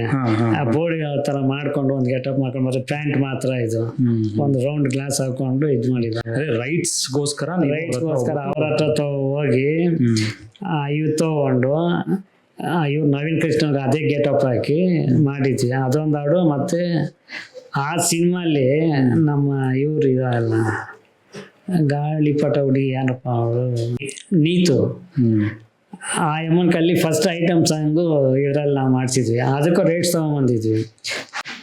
ಯಾಕೆ ರೈಟ್ಸ್ ಅದು ಒಂದು ಹಾಡು ಆ ಸನ್ನಿವೇಶಕ್ಕೆ ಅದು ಬೇಕಿತ್ತು. ಅದು ಬಂದು ತುಳು ಮಿಕ್ಸ ಬರುತ್ತಲ್ಲ, ಎಂಚಿನಿ ಮರ ಇದೆ ಆ ಹಾಡ್ದು ರೈಟ್ಸ್ ತಗೊಂಬಂದು ನೀತು ಕೈಲಿ ಫಸ್ಟ್ ಟೈಮ್ ಡ್ಯಾನ್ಸ್ ಮಾಡಿಸಿದ್ವಿ ಇದರಲ್ಲಿ. ಆ ಥರ ಮಾಡಿ ಎಲ್ಲ ಚೆನ್ನಾಗಿತ್ತು. ಇನ್ನೊಂದು ಓಪನಿಂಗ್ ಸಾಂಗ್ ಒಂದು ಅದನ್ನ ನಾನು ಶಂಕರ್ನಾಗ್ ಮೇಲೆ ಆಟೋ ಮೇಲೆ ಬರ್ಸಿದ್ವಿ. ಅದೊಂದು ಸಾಂಗ್ ಮಾತ್ರ ಬ್ಯಾಲೆನ್ಸ್ ಇದೆ. ಅದಾದ್ಮೇಲೆ ನನಗೆ ಇದೇ ನಿರ್ಮಾಪಕರು ನಮ್ಮ ಕೆಲಸ ನೋಡಿದೆ ಪತ್ರಕರ್ತನ ನಾನೇ ಮಾಡ್ತೀನಿ ಅಂತ ಹೇಳಿದರು. ಅದಾದಮೇಲೆ ಅನಂತ ಕೃಷ್ಣ ಅಂತ ಆ ಟೈಮಲ್ಲಿ ನಮ್ಮ ಅನಂತವ್ರಿಗೆ ಲಕ್ಷ್ಮೀ ಅಮ್ಮನ ಹಾಕೊಂಡು ಮಾಡ್ಬೇಕಂತ ಅವ್ರು ಹೇಳಿದ್ದಕ್ಕೆ ಸರಿ ಆಯಿತು ಅಂತ ಅಂದರೆ ನೆಕ್ಸ್ಟ್ ನೋಡಿದ್ರೆ ಮ್ಯಾನೇಜರ್ಗಳ ಹತ್ರ ಮಾತಾಡ್ಬೇಕು ಅಂದಾಗ ಅವ್ರಿಗೆ ಗಾಯತ್ರಿ ಅಮ್ಮ ಡೇಟ್ ಕೊಡೋದು ಲಕ್ಷ್ಮಿ ಅಂತ ಅಂದರೆ ಆಯಮ್ಮನೂ ಒಪ್ಪಲ್ಲ ಹಂಗೆ ಅಂದರು. ಅದೇನೋ ಒಂದು ಸ್ವಲ್ಪ ಕಾಂಟ್ರವರ್ಸಿ. ಆಮೇಲೆ ನಾನು ಹೋಗಿ ಇಬ್ರಿಗೂ ಹೋಗಿ ಕತೆ ಹೇಳ್ದೆ. ಕತೆ ಹೇಳಿ ತಕ್ಷಣ ಅವರು ಒಪ್ಕೊಂಡಿದ್ರು. ಅನಂತ ಲಕ್ಷ್ಮಿ ಬೆಂಗಳೂರು ಮೆಟ್ರೋ ಏನಾಯ್ತು ಅಲ್ಲಿಗೆ ಸ್ಟಾಪ್ ಆಗೋಯ್ತು ಅದು ಇನ್ನೂ ನಡೀತಾನೆ ಇತ್ತು. ಅದು ನಡಿಬೇಕಾದ್ರೆ ಇದೆರಡು ಅನೌನ್ಸ್ ಮಾಡ್ಬಿಟ್ಟಿದ್ರು ಕಂಟಿನ್ಯೂ ಮಾಡೋಣ ಅಂತ ಪ್ರೊಡ್ಯೂಸರ್. ಯಾಕಂದ್ರೆ ಅವರು ಕೆಲಸಗಳು ನೋಡ್ತಾ ಇದ್ರು, ಅವರೇ ಖುಷಿ ಪಟ್ಟು ಅವರೇ ಇದೆಲ್ಲ ಮಾಡಿದ್ರು. ಇಲ್ಲಿ ಸೆಂಟ್ರಲ್ ಏನಾಯ್ತು ಅಂತಂದ್ರೆ ನಮ್ಮ ಪ್ರೊಡಕ್ಷನ್ ಇದ್ರಲ್ಲಿ ಕೆಲಸ ಮಾಡೋರು ಕ್ಯಾಶ್ ಕದ್ಬಿಟ್ರು ಪ್ರೊಡ್ಯೂಸರ್ದು. ಈ ಕ್ಯಾಶ್ ಕದ್ದಿ ಮಾರ್ಕೆಟು ಇದರಲ್ಲಿ ಕದ್ದಿರೋದು ಅಲ್ಲಿ CCTVಲಿ ಸಿಗಾಕೊಂಡ್ರು ಯಾರು ಅಂತ. ಆ ಟೈಮಲ್ಲಿ ಅವ್ರೊಂದು ಸ್ವಲ್ಪ ಬೇಜಾರು ಮಾಡಿಕೊಂಡು ಒಂದು ಸ್ವಲ್ಪ ದಿವಸ ಬ್ರೇಕ್ ಮಾಡಿದ್ರು. ಇದೇನು ನಂಬಿಸಿ ಕುದ್ಬಿಟ್ರಲ್ಲ ಅಂದ್ಬಿಟ್ಟು ಆಮೇಲೆ ಸಿಗಾಕೊಂಡ ಅವನು. ಆಮೇಲೆ ಅವ್ರವ್ರ ಹೆಂಡತಿ ಮಕ್ಕಳೆಲ್ಲ ಬಂದು ನಿರ್ಮಾಪವ್ರ ಕಾಲಿಗೆಲ್ಲ ಬಿದ್ದು ಇದೆಲ್ಲ ಮಾಡಿದ್ರು. ಸರಿ ಅವರನ್ನು ಹೋಗ್ಲಿ ಬಿಟ್ಟು ಚಿಕ್ಕ ಮಕ್ಳು ಅಂದ್ಬಿಟ್ಟು ಆ ದುಡ್ಡು ಬರಲಿಲ್ಲ ಕೈತನಾಗಿದ್ದು ಸ್ವಲ್ಪ ಕೊಟ್ಟರು ಅನ್ಸುತ್ತೆ. ಅದಾದ್ಮೇಲೆ ಮತ್ತೆ ಸ್ಟಾರ್ಟ್ ಆಗಿ ಎಲ್ಲ ಕಂಪ್ಲೀಟ್ ಆಯ್ತು, ಕ್ಲೈಮ್ಯಾಕ್ಸ್ ಎಲ್ಲ ಆಯ್ತು. ನರೇಂದ್ರ ಬಾಬು ಸರ್ ಅವ್ರ ಕೈಲಿ ಆಕ್ಟಿಂಗ್ ಮಾಡಿಸಿದ್ದೆ. ಪಿಕ್ಚರ್ ಇವ್ರು ನಾನು ನಿರ್ಮಾಪಕರಿಗೆ ಏನು ಹೇಳಿದ್ದೆ ಅದನ್ನ ತೆಗ್ದಿದ್ದೀನಿ. ನೆಕ್ಸ್ಟ್ ಸಾಂಗ್ ಮಾತ್ರ ಬ್ಯಾಲೆನ್ಸ್ ಇತ್ತು. ನಮ್ಮ ನಿರ್ಮಾಪಕರಿಗೆ ಹಾರ್ಟ್ ಅಟ್ಯಾಕ್ ಆಗಿತ್ತು. ನಿಮ್ಮ ನಿರ್ಮಾಪಕರಿಗೆ ಶಿವಕುಮಾರ್ ಸರ್ಜನ್ ಅವ್ರಿಗೆ ಹಾರ್ಟ್ ಅಟ್ಯಾಕ್ ಆಗಿ ಅವ್ರಿಗೆ ಬೆಡ್ ರೆಸ್ಟ್ ಇತ್ತು. ಸರಿ ಮನೆಯವರು ಅವ್ರ ತಮ್ಮಂದ್ರು ಅವ್ರ ಹೆಂಗಸ್ರೆಲ್ಲ ಅಪ್ಪ ಅವ್ರಿಗೆ ಹುಷಾರಾಗಂಟ ನೀವು ಸಿನಿಮಾದು ತಲೆ ಕೆಡಿಸ್ಬಾರ್ದು, ಮನೆಗೆ ಬರ್ತೀರಾ ನೋಡ್ಕೊಬೇಕು, ಸುಮ್ಮನೆ ಹೋಗ್ಬೇಕು, ಸಿನಿಮಾ ಬಗ್ಗೆ ಎಲ್ಲ ಮಾತಾಡಬಾರ್ದು ಅಂತ ಅಂದರು. ಸರಿ ಹಂಗಾಗಿ ಸರಿ ಹೋಗೋದು ವಾರಕ್ಕೊಂದ್ಸಲಿ ಮುಖ ತೋರ್ಸೋದು, ಏನಾನ ಹೇಳ್ತಾರೆ ಏನೋ ಅಂತ ಬರೋದು. ಅದೇ ಥರ ಮಾಡ್ಕೊಂಡು 2-3 ತಿಂಗಳಾದ್ಮೇಲೆ ಅವ್ರು ಸಾರು ಬಿಜಾಪುರಲ್ಲಿ ಇರೋರು. ಅವರು ಬಿಜಾಪುರ ಬಿಟ್ಟರೆ ಬೆಳಗಾವಿ. ನಾನು ಬರ್ತೀನಿ ಮಾಡ್ತೀನಿ ಅಂತ ಹೇಳ್ಕೊಂಡೆ ಬಂದರು. ಅದು 10 ವರ್ಷ ಆಗೇ ಹೋಯ್ತು. ಅವರು ಪಿಕ್ಚರ್ ಮಾಡೋಕ್ಕೆ ಬರಲಿಲ್ಲ. ನಾನು ಇವತ್ತು ನಾಳೆ ಮಾಡ್ತಾರೆ ಅಂದ್ಕೊಂಡು, ಅಂದರೆ ಇಲ್ಲಿಗೆ ಇವತ್ತಿಗೆ 10 ವರ್ಷ, ಅಂದರೆ ಈ 12 ವರ್ಷನೇ ಆಗೋಯ್ತು. 12 ವರ್ಷನೇ ಆಗೋಯ್ತು. ಪಾಪ ನವೀನ್ ಕೃಷ್ಣ ಅವರು ಆ ಫಿಲಿಮ್ ಅವರು ನಂಬ್ಕೊಂಡಿದ್ರು ಒಂದು ಫಿಲಿಮ್ ಚೆನ್ನಾಗಿ ಓಡುತ್ತೆ ಅಂತ. ಅದು ನೋಡಿದ್ರೆ ಈ ತರ ಹಾಡುಗಳೆಲ್ಲ ತುಂಬಾ ಚೆನ್ನಾಗಿತ್ತು. ಆಡಿಯೋ ರಿಲೀಸ್ ಎಲ್ಲ ಗ್ರ್ಯಾಂಡ್ ಆಗಿ ಮಾಡಿದ್ವಿ. ಅದು ಆಡಿಯೋ ಇದೆಲ್ಲ ಕ್ಲಿಪ್ಸ್ ಬೇಕಾ ಕೊಡ್ತೀನಿ ನಾನು. ಆ ಥರ ಆಗಿ ಅದು ಹಂಗೆ ನಿಂತೋಯ್ತು. ಅದಾದ್ಮೇಲೆ ಈ ಬೆಂಗಳೂರು ಮೆಟ್ರೋ ಮಾಡಿದ್ವಲ್ಲ, ಆ ಟೈಮಲ್ಲಿ ನಮ್ಮ ಪ್ರೊಡ್ಯೂಸರ್ ಕಡೆಯಿಂದಾನೆ ಒಬ್ಬ ಹುಡುಗ ಬಂದಿದ್ದ, ಚಿನ್ನು ಅಂತ. ಪಾಪ ಅವನು ಸರಿ ಡ್ರೈವಿಂಗ್ ಅವ್ರ ಹತ್ರ ಡ್ರೈವಿಂಗ್ ಮಾಡ್ತಾ ಇದ್ದ. ಅವ್ರದ್ದು TVD ಅಂದ್ಬಿಟ್ಟು ಅವ್ರದ್ದು ಒಂದು ಪ್ರೈವೇಟ್ ಚಾನಲ್ ಏನೋ ಇಟ್ಕೊಂಡಿರ್ಬೋದು. ಅಲ್ಲಿ ಪ್ರೆಸ್ಸಲ್ಲೂ ಇದು ಮಾಡಿಕೊಂಡು ಡ್ರೈವಿಂಗ್ ಆಗಿ ಇದು ಮಾಡಿಕೊಂಡು ಹೆಂಗೆ ಇದ್ದ. ಅವನಿಗೂ ಸಿನಿಮಾ ಇಂಟ್ರೆಸ್ಟ್ ಇತ್ತು. ಪಾಪ ಅವನು ಹೆಂಗ ಬೆಂಗಳೂರಿಗೆ ಬಂದು ಇದು ಸಿನಿಮಾದ ನಿಂತಾದ್ಮೇಲೆ ಬೆಂಗಳೂರು ಬಂದಮೇಲೆ ಅವನು ಊರಿಗೆ ಹೋಗೋಕ್ಕೆ ಹಿಂಜರಿಕೆ ಪಟ್ಟ. ಸುಮ್ಮನೆ ಆಡ್ಕೊಂತಾರೆ, ನಾನು ಇಲ್ಲಿ ಆ್ಯಕ್ಟಿಂಗ್ ಮಾಡ್ತಾ ಇದ್ದೆ, ಒಂದು ಸಣ್ಣ ಕ್ಯಾರೆಕ್ಟರ್ ಮಾಡಿಸಿದ್ದು. ಆ ಊರಲ್ಲೆಲ್ಲ ಇದು ಮಾಡ್ಕೊಂತಾರೆ, ಇಲ್ಲಿ ಏನೋ ಒಂದು ಮಾಡಲೇಬೇಕು ಅಂತ ಅಂದಾಗ ಅವನ ದುರಾದೃಷ್ಟನ ನಮ್ಮ ದುರಾದೃಷ್ಟನ ಒಬ್ಬ ಕಿರಾತಕ ನನ್ನ ಮಗ ಸಿಗ್ದ, ಸಂಜು ಅಂತ. ಅವನು ಇವ್ರನ್ನ ನಂಬಿಸ್ಬಿಟ್ಟ.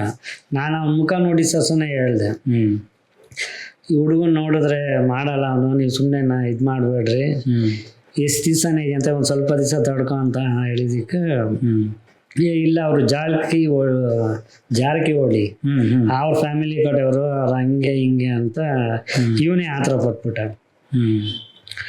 3 ಹುಡುಗರನ್ನ ಇಟ್ಕೊಂಡ್ಬಿಟ್ಟು ಒಂದು ಕಥೆನೇ ಮಾಡ್ಬಿಟ್ಟು ಸ್ಟಾರ್ಟ್ ಮಾಡಿ ಅಂದ್ಬಿಟ್ಟು ರೂಮು ಹಾಕೊಟ್ಬಿಟ್ಟ. ಅದಕ್ಕೆ ಸರಿ ಆಗಿ ನಿಮ್ಮಿಷ್ಟ ಅಂದ್ಬಿಟ್ಟು ಅವ್ನು ಚಿನ್ನು ಅಂತ. ಆಮೇಲೆ ನಾ ಬೆಂಗಳೂರು ಮೆಟ್ರಲ್ಲಿ ಒಬ್ಬ ಕುಮಾರನ್ನ ಹುಡುಗನ ಇಂಟ್ರಡಕ್ಷನ್ ಮಾಡಿದ್ದೆ ಆಟೋ ಡ್ರೈವರ್ ಆಗಿ. ಅದೇ ಆಟೋ ಡ್ರೈವರ್ ಕ್ಯಾರೆಕ್ಟರ್ ಬೆಂಗಳೂರು 29 ಅದೇ ಆಟೋ ಡ್ರೈವರ್ ಆಗಿ ಮಾಡಿದ ಅವನು ಕುಮಾರ್ ಅಂತ. ಅವನು ಈ ಸಂಜೆ 3 ಹುಡುಗರನ್ನ ಇಟ್ಕೊಂಡು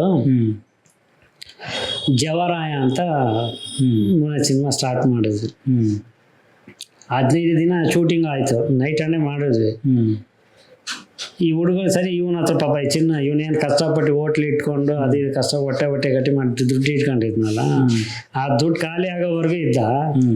ಅದಾದಮೇಲೆ ನಾ ಊರಿಗೆ ಹೋಗ್ಬಿಟ್ಟು ದುಡ್ಡು ತೊಗೊಂಬರ್ತೀನಿ ಅಂತ ಹೋದವನು ಹಂಗೆ ಹೋದ, ಮತ್ತೆ ಬರಲೇ ಇಲ್ಲ.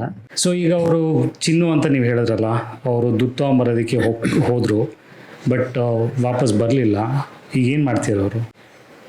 ಚಿನ್ನು ಬಂದು ದುಡ್ಡು ಬಂಡವಾಳ ಅವ್ರು ಹಾಕಿದ್ದ, ಅವನಿಗೆ ನಂಬಿಸ್ಬಿಟ್ಟು ಇವನು ಸಂಜು ಅನ್ನೋನು ಸುಳ್ಳು ಹೇಳಿ, ನಾನು ಜಾರಕಿಹೊಳಿ ಅವರ ಫ್ಯಾಮಿಲಿ ಅವನು, ನನಗೆ ಆ ದುಡ್ಡು ಬರುತ್ತೆ ಈ ದುಡ್ಡು ಬರುತ್ತೆ ಅಂತ ಹೇಳಿ ಇವ್ರನ್ನ ನಂಬಿಸ್ಬಿಟ್ಟಿದ್ದ. ಚಿನ್ನೂನ ನಂಬಿಸಿ ಪಾಪ ಅವನು ಇಲ್ಲಿ ಬಂದು ಅವ್ರ ತಾಯಿ ಅವ್ರ ಅಣ್ಣ ಅವರೆಲ್ಲ ಸೇರ್ಕೊಂಡು ಒಂದು ರೊಟ್ಟಿ ಮನೆ ಅಂತ ಹೋಟ್ಲ್ ಇಟ್ಕೊಂಡು ಕಷ್ಟಪಟ್ಟು ಏನೋ ದುಡ್ಡು ಸಂಪಾದನೆ ಮಾಡಿದರು. ಅವ್ರಿಗೆ ತಲೆ ಕೆಡಿಸಿ ನಂಬಿಸಿ ಸುಳ್ಳು ಹೇಳಿ ಇದು ಮಾಡಿದ್ದು. ನಾನು ಅವ್ನಿಗೆ ಹೇಳ್ದೆ, ನಾನು ಅವ್ರ ಮುಖ ನೋಡಿ ಸಸ್ತಾನೆ ಇವನ್ನ ನಂಬೇಡ್ರಿ ಅಂದ್ರೂ ಅವನ ನಂಬ್ಕೊಂಬಿಟ್ಟು ನನ್ನ ಮೇಲೆ ಇದು ಮಾಡಿರಿ, ಇಲ್ಲ ನೀವು ಮಾಡಿ ಅಂತ ಅಂದರು. ಸರಿ ನಿಮ್ಮ ಇಷ್ಟ ಅಂತ ಮಾಡಿದೆ. ನಾನು ಮಾಡಿ ಒಂದು 15 ದಿವಸ ಶೂಟ್ ಮಾಡಿದ್ವಿ. ಆಮೇಲೆ ಅವನು ದುಡ್ಡು ತಗೊಂಬರ್ತೀನಿ ಅಂತ ಹೋದವನು ಹಂಗೆ ಹೋದ. ಆಮೇಲೆ ನನ್ನ ಅಸಿಸ್ಟೆಂಟ್ ಡೈರೆಕ್ಟ್ರುಗಳೆಲ್ಲ ಒಂದು ಕಥೆಗಳು ಹೇಳಿದ್ರಿ ಅವನಿಗೆ. ಏನದು ಕತೆ? ಅವನಿಗೇನು ಇದು ಅಂತ ಅಂದರೆ ಇದ್ರ ಹುಚ್ಚುಗಳು. ಅವ್ನು ಶೋಕಿಗೆ ಬಂದಿರೋದು ಅವನು. ಈ ಅಮ್ಮಾಯಕರುಗಳ್ನ ನೋಡಿ ಅವ್ರಿಗೆ ನಂಬಿಸೋದು, ನನ್ನ ಹತ್ರ ದುಡ್ಡಿದೆ, ನಿಮ್ಮನ್ನ ಹೀರೋ ಮಾಡ್ತೀನಿ, ಹೀರೋಯಿನ್ ಮಾಡ್ತೀನಿ ಅಂತ ಆಸೆ ತೋರಿಸ್ಬಿಟ್ಟು ಸ್ವಲ್ಪ ದಿವಸ ರೂಮ್ಗಳು ತೊಗೊಂಡು ಬಾ ಇದು ಮಾಡೋದು, ಕತೆ ಹೇಳು ಅನ್ನೋದು, ನಿನಗೆ ಹೀರೋಯಿನ್ ಮಾಡ್ತೀನಿ ಅಂತೆಲ್ಲ ಹೇಳಿ ನಂಬಿಸಿ ಮೋಸ ಹೋಗೋಂಥ ವ್ಯಕ್ತಿ ಅವನು. ಆದರೆ ಈ ಥರ ಜನಗಳು ಚಿತ್ರರಂಗದಲ್ಲಿ ತುಂಬ ಜನ ಇರ್ತಾರೆ ಅಂತ ಖಂಡಿತ ಇರ್ತಾರೆ. ಏನಂದ್ರೆ ಮೋಸ ಹೋಗೋರು ಇರೋವರೆಗೂ ಮೋಸ ಮಾಡೋರು ಇದ್ದೇ ಇರ್ತಾರೆ. ಇದನ್ನೇ ಹೊಸ್ದಾಗಿ ಹೇಳ್ತಾರೆ, ಅದೇನು ಮೀಟು ಅದು ಇದು ಅಂತಾರಲ್ಲ, ಮೀಟು ಕ್ಯಾಸ್ಟಿಂಗ್ ಕೌಚ್ ಅಂತ ಹೇಳ್ತಾರಲ್ಲ, ಅದೆಲ್ಲ ಈ ಥರ ಹಿಂಗಾಗಿನೇ ಆ ಹೆಸ್ರುಗಳು ತೊಗೊಂಡಿರೋದು. ಇಲ್ಲಿ ಏನಾಗುತ್ತೆ ಅಂತಂದರೆ, ಈ ಫೀಲ್ಡಿಗೆ ಬರ್ಬೇಕಂತಂದರೆ ಬ್ಯಾಕ್ಗ್ರೌಂಡ್ ಯಾರನ್ನೋ ಒಬ್ರು ಇರಬೇಕು, ಗಾಡ್ ಫಾದರ್ ಅಂತ. ಗಾಡ್ ಫಾದರ್ ಥರ. ಹೌದು. ಆ ಥರ ಇದ್ದಾಗ ನಿಮಗೆ ಆದಿ ಸುಗಮವಾಗಿರುತ್ತೆ. ಇಲ್ಲ ಅಂತಂದರೆ ಅನಿವಾರ್ಯ ಕಾರಣಗಳಿಂದ ಆಗುತ್ತೆ. ಕೆಲವ್ರ ಮನೆ ಪರಿಸ್ಥಿತಿ ಹಂಗಿರುತ್ತೆ, ಆಸೆ ಎಲ್ಲ ಎಂಥವ್ರಿಗೂ ನಾನು ಹೀರೋ ಆಗಬೇಕು, ಹೀರೋಯಿನ್ ಆಗಬೇಕು ಅಂತ ಅಂದಾಗ ಮೇಲಿರೋ ದೊಡ್ಡವ್ರು ಹೇಳ್ದಂಗೆ ಕೇಳಲೇಬೇಕು, ವಿಧಿ ಇಲ್ಲ. ಅದೇ ಬ್ಯಾಕ್ಗ್ರೌಂಡ್ ಇತ್ತಂದ್ರೆ ಇವರೇ ಕೈ ಕಟ್ಕೊಂಡು ನಿಂತ್ಕೊಂಡು ಹೇಳಿ ನೀವು ಹೇಳ್ದಂಗೆ ಮಾಡ್ತೀವಿ ಅಂತ ಇರ್ತಾರೆ. ತುಂಬ ಜನ ಹುಚ್ಚರಾಗಿದ್ದಾರೆ ನಾವು ಕಣ್ಣಾರ ಕಂಡಂಗೆ. ಈಗಲೂ ನಮ್ಮ ಕಣ್ಮುಂದೆ ನೀವು ಇಲ್ಲೇ ಗಾಂಧಿನಗರದಲ್ಲಿ ನೋಡಿದ್ರೆ ಗೊತ್ತಾಗುತ್ತೆ.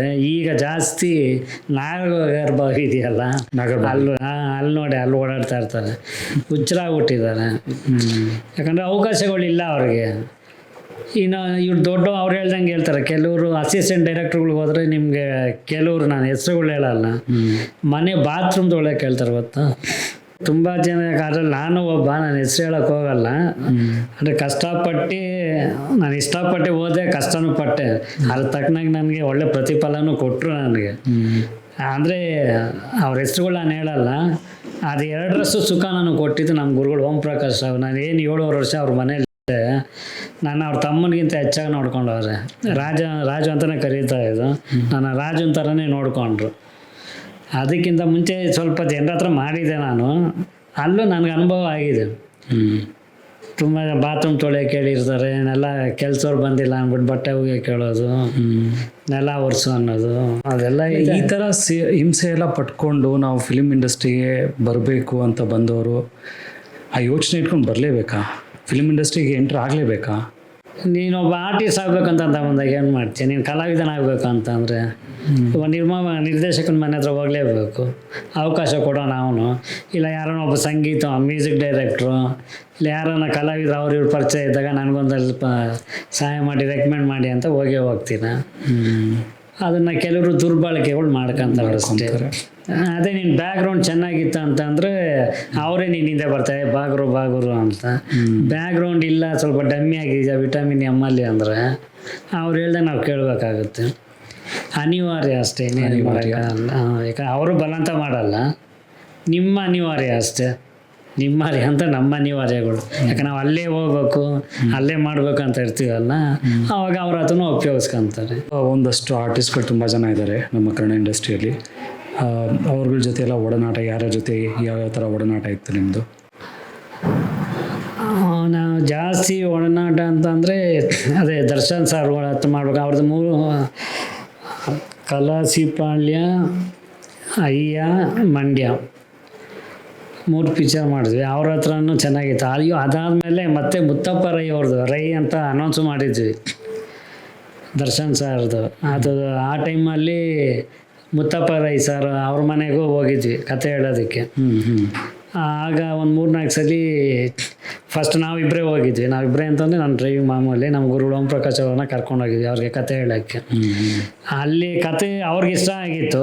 ಅವ್ರ ಜೊತೆಯಲ್ಲಿ ಇದ್ದವರು ಇಲ್ಲ ಅದನ್ನು ಚೇಂಜ್ ಮಾಡಬೇಕು, ಇದನ್ನು ಚೇಂಜ್ ಮಾಡ್ಬೇಕು ಅಂತ ಹೇಳೋರು. ಇವರು ಗುರುಗಳು ಬಂದ್ಬಿಟ್ಟು ಸ್ವಲ್ಪ ಚೇಂಜ್ ಮಾಡ್ಕೊಳ್ಳೋರು. ಆ ಟೈಮಲ್ಲಿ ದರ್ಶನ್ ಅವರೇ ಇದ್ದಿದ್ದು ಅದಕ್ಕೆ. ಅಂದರೆ ಮುತ್ತಪ್ಪ ರಾಯ್ ಅವ್ರದ್ದು ಬಯೋ ಫಿಲ್ಮ್ ಮಾಡಬೇಕು ಅಂದರೆ ಬಯೋಪಿಕ್ ಮಾಡಬೇಕು ಅಂತ. ಹೌದೌದು, ಒಂದು ಫಿಲ್ಮ್ ಹೌದು, ಸಿನಿಮಾ ಮಾಡಬೇಕು ಅಂತ. ಅವರೇ ಪ್ರೊಡ್ಯೂಸ್ ಕೂಡ ಮಾಡೋಕ್ಕೆ ಅಂತ ಇತ್ತಾ? ಇಲ್ಲ ಪ್ರೊಡ್ಯೂಸರ್? ಇಲ್ಲ, ಪ್ರೊಡ್ಯೂಸರ್ ಬಂದು ಇವರು ಪಿ ಧನರಾಜ್ ಅವರು ಅವ್ರು ಇದ್ದಿದ್ದು. ಅವ್ರ ಜೊತೆ ಒಟ್ಟಿಗೆ 3 ಹೋಗ್ತಾ ಇದ್ದಿದ್ದು.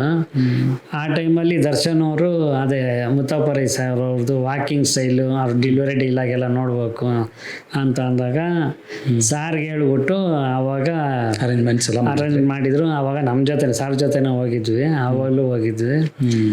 ಆವಾಗಲೇ ನಾನು ಅವ್ರನ್ನ ನೋಡಿದ್ದು ಫಸ್ಟ್ ಟೈಮ್ ಅವ್ರನ್ನ ನೋಡಿದ್ದು.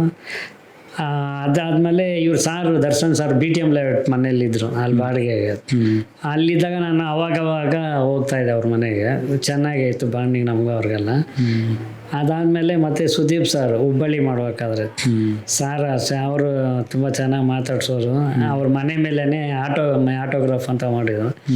ಆ ಟೈಮಲ್ಲಿ ಮನೆ ಮೇಲೆ ಸ್ಟುಡಿಯೋ ಎಲ್ಲ ಮಾಡಿದರು. ಆಗ ಹೋಗಿದ್ದಾಗ ನಾವು ಇದಕ್ಕೆ ಹೋಗಿದ್ದಾಗ ನಾನು ಮೇಲ್ಗಡೆ ಎಲ್ಲ ಕರ್ಕೊಂಡೋಗಿ ಸ್ಟುಡಿಯೋ ಎಲ್ಲ ತೋರಿಸಿ ತುಂಬ ಚೆನ್ನಾಗಿ ಮಾತಾಡ್ಸೋರು. ಸುದೀಪ್ ಸರ್ ಮತ್ತು ದರ್ಶನ್ ಸರ್ ಬಿಟ್ಟರೆ ಬೇರೆ ಯಾರು ಜೊತೆ? ಅದಾದಮೇಲೆ ಇವರು ರವಿ ಸರ್ ಜೊತೆ ಒಡನಾಟ ನಿಮ್ಮದು? ಒಡನಾಟ ಅಂತ ಅಂದರೆ ಫಸ್ಟ್ ಟೈಮ್ ಅವ್ರ ಅಯ್ಯ ಪಿಕ್ಚರ್ಗೆ ಮ್ಯೂಸಿಕ್ ಡೈರೆಕ್ಟರ್ ಮಾಡಿ, ಅವರೇ ಮ್ಯೂಸಿಕ್ ಹೌದು. ಓಕೆ. ಅದಾದಮೇಲೆ ಮತ್ತೆ ಅವ್ರ ತಮ್ಮಂದು ತುಂಟ ಅಂತ ಸಿನಿಮಾ ಮಾಡಿದ್ರು, ಅದಕ್ಕೂ ರವಿ ಸರ್ ಮ್ಯೂಸಿಕ್ ಡೈರೆಕ್ಟ್ರು. ಒಡನಾಟ ಅಂತ ಅಂದರೆ ಆ ಟೈಮಲ್ಲಿ ಅವ್ರ ಮನೆಗೆ ಹೋದಾಗ ಇವ್ರು ನಮ್ಮ ಅಯ್ಯ ಪ್ರೊಡ್ಯೂಸರು, ಅವರು ಬಂದು ಲ್ಯಾಂಡ್ ಡೆವಲಪಿಂಗ್ ಅವರು ಇಲ್ಲಿ ನಾಗರಬಾವಿಯಿಂದ ಪಕ್ಕ ಏರಿಯಾ ಹೆಸರೇನೋ ಇದೆ, ಅಲ್ಲಿ ಅವ್ರದ್ದು ಲ್ಯಾಂಡ್ ಇತ್ತು. ಅಲ್ಲಿ ಸೈಟ್ಗಳು ಇದು ಮಾಡ್ತಾಯಿದ್ರು. ಅದನ್ನು ನೋಡೋದಕ್ಕೆ ಹೋಗೋಣ ಅಂದ್ಬಿಟ್ಟು ನಮ್ಮ ಗುರುಗಳು ಇದು ಮಾಡಿದಾಗ ಸರಿ ಆಯ್ತು ಅಂದ್ಬಿಟ್ಟು ನಿನ್ನ ಕಾರಲ್ಲೇ ಹೋಗೋಣ ಅಂತ ಅಂದಿದ್ರು. ಹಂಗಾಗಿ ರವಿ ಸರ್ ಮನೆಯಿಂದ ಅಲ್ಲಿ ಗಂಟ ಹೋಗಿ ಒಂದು 3 ಅವರ್ 4 ಅವರ್ ಅವ್ರ ಜೊತೆ ಸುತ್ತಾಡ್ಕೊಂಡಿದ್ದು, ಚೆನ್ನಾಗಿ ಜಾಲಿಯಾಗಿ ಮಾತಾಡೋರು. ನಾನು ಒಂದು ಸ್ವಲ್ಪ ರ್ಯಾಶಾಗಿ ಗಾಡಿ ಓಡಿಸ್ದಾಗ ಬೈದರು ನನಗೆ, ಗಾಡಿನ ಯಾವಾಗಲೂ ಹೆಣ್ಮಗಳು ಹೂ ಥರ ಓಡಿಸ್ಬೇಕು ಅಂತ ಇದು ಮಾಡೋರು. ಏನಂದರೆ ನಮ್ಮ ಗುರುಗಳಿಗೆ ಒಂದು ಸ್ವಲ್ಪ ರ್ಯಾಶಾಗಿ ಓಡಿಸ್ಬೇಕು, ಇವರು ರವಿ ಸರ್ ಅವರು ಹೂವು ಓಡಿಸ್ದಂಗೆ ಓಡಿಸ್ಬೇಕು ಅಂದ್ಬಿಟ್ಟು ಇದು ಮಾಡೋರು. ಅವ್ರ ಮಾತು ಇದೆಲ್ಲ ನನಗೆ ಸಿಕ್ಕಾಪಟ್ಟೆ ಇಷ್ಟ ಆಗಿತ್ತು, ತುಂಬ ಇಷ್ಟ ಆಯಿತು. ಅದಾದಮೇಲೆ ನಮ್ಮ ಈ ಗುಂಡ್ರುಗೋವಿ ಸಿನಿಮಾ ಆ ಟೈಮಲ್ಲಿ ನಾವು ಸಿನಿಮಾ ಮುಗ್ದಿತ್ತು, ಪಿಕ್ಚರ್ ಇನ್ನೂ ರಿಲೀಸ್ ಆಗಿರಲಿಲ್ಲ ನಮ್ಮದು. ನಾವು ಸತ್ಯ ಅಷ್ಟೊತ್ತಿಗೆ ಇದಕ್ಕೆ ಇದಾಗಿದೆ, ಅದು ರಾಜಧಾನಿ ಅಂತ ಮಾಡೋರು. ಆ ಟೈಮಲ್ಲಿ ಯಶ್ ಅವ್ರ ಜೊತೆ ಒಂದ್ಸಲಿ ಮೀಟ್ ಆಗೋ ಥರ ಇದಾಯಿತು. ಏನಂತಂದರೆ ಇದು ಹತ್ತಿಬೇಲೆಯಲ್ಲಿ ಕನ್ನಡ ರಾಜ್ಯೋತ್ಸವ ಮಾಡಿದರು. ಆ ಟೈಮಲ್ಲಿ ಸತ್ಯನ ಇವ್ರನ್ನೆಲ್ಲ ಕರೆದಿದ್ರು, ಅವಾಗ ನಮ್ಮನ್ನು ಕರ್ಕೊಂಡೋಗಿದ್ರು. ಅವಾಗ ಆ ಟೈಮಲ್ಲಿ ಯಶ್ ಅವ್ರ ಜೊತೆ ಒಂದು ಹೋಟ್ಲಲ್ಲಿ ಗುಂಡು ಯಶ್ ಅಂದರೆ ಅವರು ಅವ್ರದ್ದೊಂದು ನೆನಪಿದೆ ನನಗೆ. ಸೊ ಒಂದು ಡ್ರೈವಿಂಗ್ ಸ್ಕೂಲಲ್ಲಿ ನಾನು ಡ್ರೈವಿಂಗ್ ಕಲಿತಾ ಇದ್ದೆ. ಸೊ ಆ ಡ್ರೈವಿಂಗ್ ಸ್ಕೂಲಲ್ಲಿ ಇನ್ನೇನೆಲ್ಲ ಮುಗಿದೋಗಿತ್ತು, ಲಾಸ್ಟ್ ಟೆಸ್ಟ್ ಕೊಡಬೇಕಾಗಿತ್ತು. ಆವತ್ತಿನ ದಿನ ಯಶ್ ಅವರು ಕೂಡ ಆ ಡ್ರೈವಿಂಗ್ ಸ್ಕೂಲಿಗೆ ಬಂದು ನನ್ನ ಪಕ್ಕದ ಚೇರಲ್ಲಿ ಕೂತ್ಕೊಂಡು ಆ ಡ್ರೈವಿಂಗ್ ಎಷ್ಟಾಗುತ್ತೆ ಏನೋ ಅಂತ ಇನ್ಫಾರ್ಮೇಷನ್ ಕಲೆಕ್ಟ್ ಮಾಡ್ತಾಯಿದ್ರು. ಅದು ಐ ಥಿಂಕ್ ಅವ್ರನ್ನ ಲೈವಾಗಿ ನೋಡಿದ್ದು ಅದೇ ಫಸ್ಟ್ ಟೈಮ್ ನಾನು. ಅದು ಬಿಟ್ಟರೆ ಇನ್ನು ಸೀರಿಯಲಲ್ಲಿ ನೋಡ್ತಾ ಇದ್ವಿ. ಅದಾದಮೇಲೆ ನಿಮಗೆ ಗೊತ್ತು ಅವ್ರು ಹೆಂಗೆ ಮೇಲಕ್ಕೆ ಹೋದ್ರು ಅಂತ. ಅವರು ಸೀರಿಯಲಿಂದ ಫಿಲ್ಮ್ಗಳು ಒಂದಾದ್ಮೇಲೆ ಈಗ ಪ್ಯಾನ್ ಇಂಡಿಯಾ ಆಗ್ಬಿಟ್ಟಿದ್ದಾರೆ. ಅದು ಬಿಟ್ಟರೆ ಗಣೇಶ್ ಅವ್ರ ಜೊತೆ ನಿಮ್ಮದು ನಾವು ತುಂಟ ಪಿಕ್ಚರ್ ಮಾಡಬೇಕಾದ್ರೆ ಅವ್ರು ಇನ್ನೂ ಜೂನಿಯರ್ ಆರ್ಟಿಸ್ಟ್. ಆವಾಗ ಅವ್ರಿಗೆಲ್ಲ ಪೇಮೆಂಟ್ಗಳು ನಾನೇ ಹೇಳ್ಕೊಡಿಸ್ತಾ ಇದ್ದೆ. ನೋಡಿ, ಎಲ್ಲ ಕಲಾವಿದರು ಇಂಡಸ್ಟ್ರಿಗೆ ಬಂದ್ಬಿಟ್ಟು ಜೂನಿಯರ್ ಆರ್ಟಿಸ್ಟ್ ಆಗಿರ್ತಾರೆ. ಅವ್ರ ಲಕ್ ಹೆಂಗೆ ಚೇಂಜ್ ಆಗಿಬಿಡುತ್ತೆ ಸಡನ್. ಅದೆಲ್ಲ ಹೇಳೋಕ್ಕಾಗಲ್ಲ. ಕಲಾ ಸರಸ್ವತಿ ಯಾರನ್ನ ಯಾವಾಗ ಎತ್ತಾಳೆ ಅಂತ ಗೊತ್ತಿಲ್ಲ. ಏನಂದರೆ ಅದ್ರ ಮೇಲೆ ಭಕ್ತಿ ಇರಬೇಕು, ಶೋಕಿಗೆ ಬರೋಕೂಡದು ಅಷ್ಟೇ. ನೀವು ಭಕ್ತಿಯಿಂದ ಏನು ಮಾಡ್ತೀರೋ ಅದು ನಿಮ್ಮ ಶಕ್ತಿಯಾಗಿ ಬೆಳೆಸುತ್ತೆ. ನೀವು ಶೋಕಿಗೋಸ್ಕರ ಬಂತ ಅಂದರೆ ಹಂಗೆ ತುಳಿದಾಕತ್ತೆ. ಅದೊಂಥರ ಕನ್ನಡ ಇಂಡಸ್ಟ್ರಿಯಲ್ಲಿ ಫಿಲಿಮ್ ತೆಗಿಯೋದೇ ಆಗಲಿ ಏನೋ ಒಂದಿದ್ರು ಅದೊಂಥರ ಗ್ಯಾಂಬಲ್ ಅಂತ ಅನ್ಸಲ್ಲ ನಿಮಗೆ? ಅಂದರೆ ಹಿಟ್ಟಾದರೆ ಹಿಟ್ಟಾಗತ್ತೆ, ದುಡ್ಡು ಬರುತ್ತೆ ಚೆನ್ನಾಗಿ. ಫ್ಲಾಪ್ ಆಯಿತು ಅಂದರೆ ಹೋಯ್ತು ಎಲ್ಲ ದುಡ್ಡು. ಅಲ್ಲ, ಹೌದು. ಇವಾಗ ನೀವು ಒಂದು ಹೋಟ್ಲಿಗೆ ಹೋಗಿ ನೀವು ಒಂದು ಊಟ ತೊಗೊತೀರ.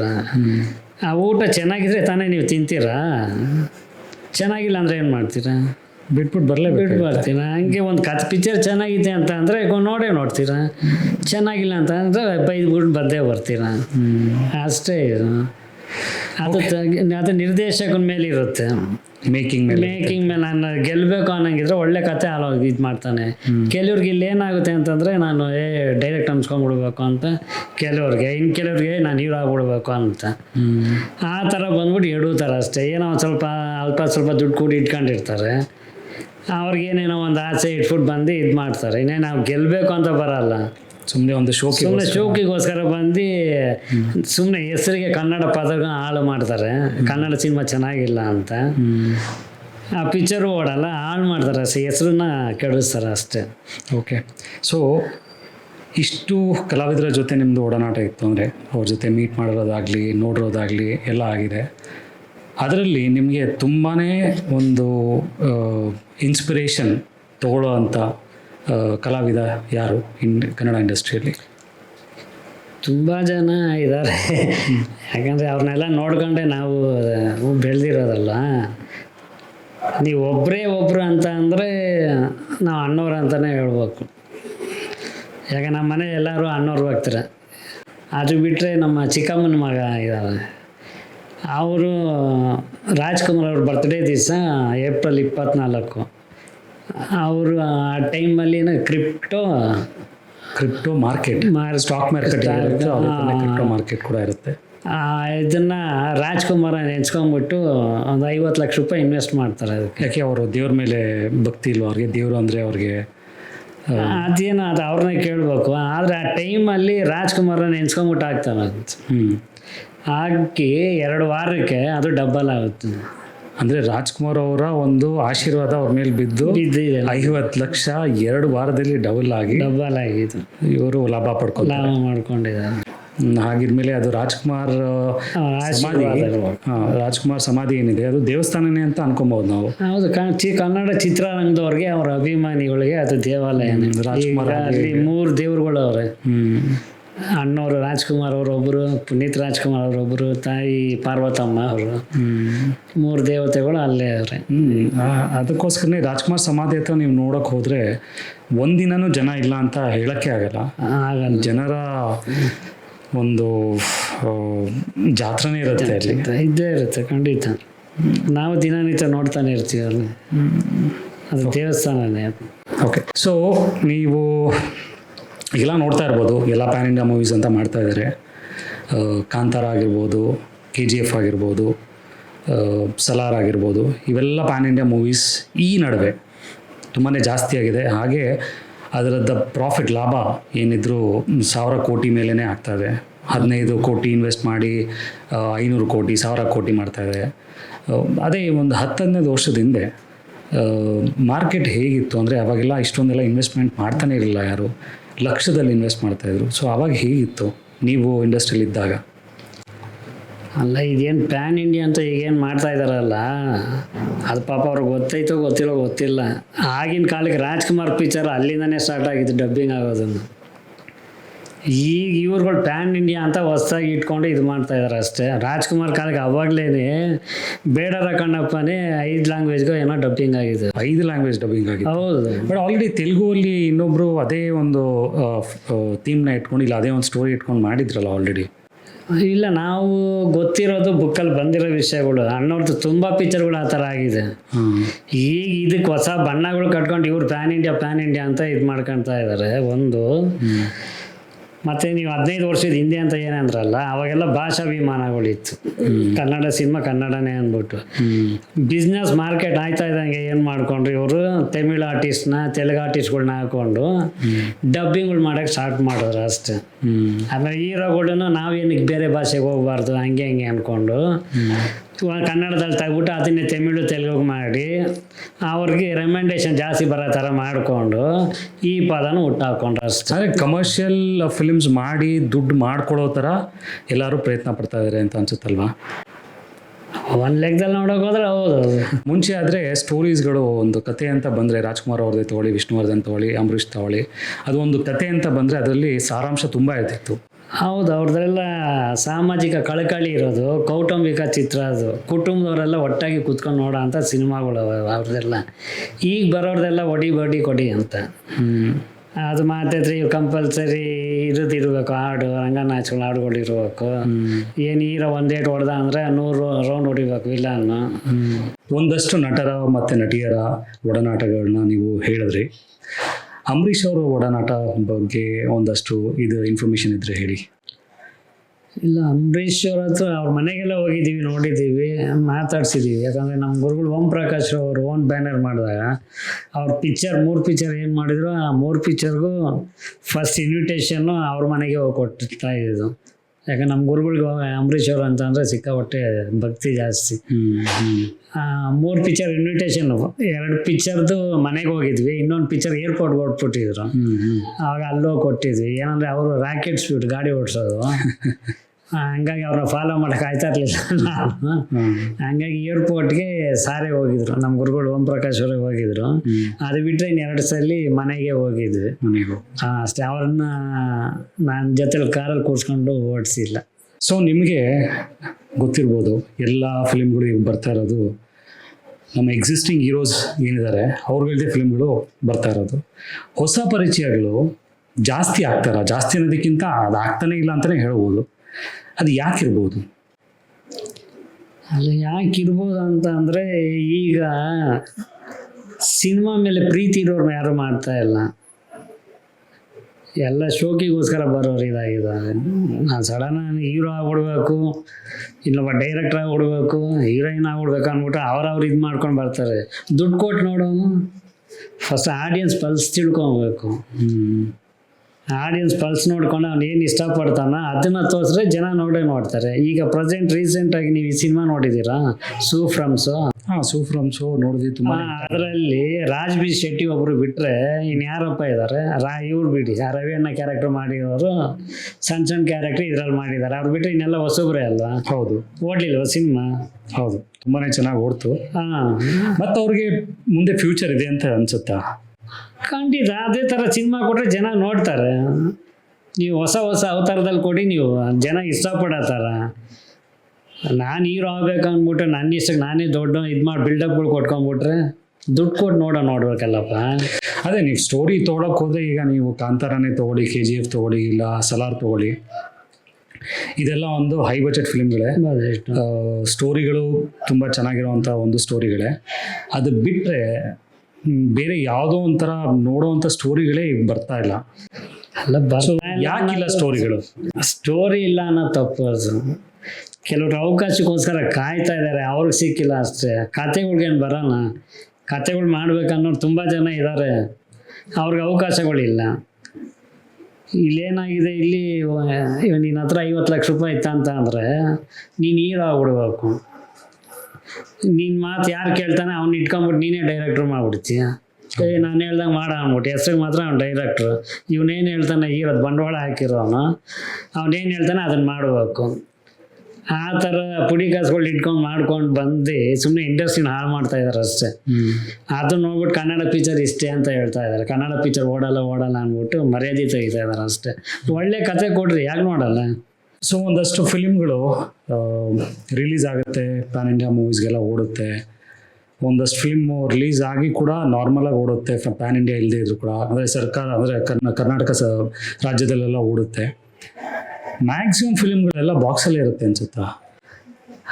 ಮ್ಯಾಕ್ಸಿಮಮ್ ಇರುತ್ತೆ ಅಂದರೆ ಅದು ಕಾರಣಗಳು ಬೇರೆ ಬೇರೆ ಥರ ಎಲ್ಲ ಇರುತ್ತೆ. ಫೈನಾನ್ಸ್ ಪ್ರಾಬ್ಲಮ್ ಇರುತ್ತೆ, ಮೇನ್ ಬಂದು ಅದೇನೆ. ಕೆಲವ್ರಿಗೆ ಏನಂದ್ರೆ ಎಲ್ಲರಿಗೂ ಹೀರೋ ಆಗ್ಬೇಕಂತ ಆಸೆ ಇದ್ದೇ ಇರುತ್ತಲ್ವಾ. ಏನೋ ಸ್ಟಾರ್ಟಿಂಗಲ್ಲಿ ಹುಮ್ಮಸ್ಸಿಂದ ಮಾಡ್ತಾರೆ, ಅವ್ರ ಹತ್ರನೂ ಬಂಡವಾಳ ಇರಲ್ಲ. ಇಲ್ಲ ನೀನು ಮಾಡು, ಒಂದು 10 ದಿವಸ ಮಾಡು, ಆಮೇಲೆ ನಾನು ಕೊಡ್ತೀನಿ ಅಂತ ಹೇಳಿರ್ತಾರೆ. ಅವ್ರು ಕೊಡ್ತಾರೆ ಅಂದ್ಬಿಟ್ಟು ಅವ್ರನ್ನ ನಂಬ್ಕೊಂಬಿಟ್ಟು ಒಂದು 10 ದಿವಸಕ್ಕೆ ಇರೋ ಬರೋದೆಲ್ಲ ಏನೋ ಖರ್ಚು ಮಾಡಿರ್ತಾರೆ. ನೆಕ್ಸ್ಟ್ ಅವ್ರು ಕೊಟ್ಟಿರಲ್ಲ, ಬೇರೆಯವ್ರು ಯಾರು ಕೊಡಲ್ಲ. ವಿಧಿ ಇಲ್ಲ. ಆ ಥರ ತುಂಬ ಐತೆ ಬಾಕ್ಸ್ಗಳಲ್ಲಿ ನೆಗೆಟಿವ್ಸ್ ತುಂಬ ಇದೆ ಅಂತ. ಸೊ ಈಗ 1-2 ಫಿಲಿಮು ಮಾಡಿದ್ರಿ. ಸೊ ನಿಮಗೆ ಮದುವೆ ಆಗಿದೆಯಾ, ಮಕ್ಕಳಿದಾರ? ನಿಮ್ಮ ಒಂದು ಸಂಸಾರದ ಬಗ್ಗೆ ಒಂದು ಸ್ವಲ್ಪ ಹೇಳಿ. ಇಲ್ಲ, ಆಗಿದೆ ಮದುವೆ ಆಗಿ ಈಗ ಒಂದು 9 ವರ್ಷದ ಮಗಳಿದ್ದಾಳೆ. ಹೇಗಿದೆ ಜೀವನ ಈಗ? ಈಗ ಮಾಡ್ತಾಯಿನಿ, ಈ ಡಿ ಬಿಟ್ಟು ಆ ಡಿ ಹಿಡಿತ ಕೈ.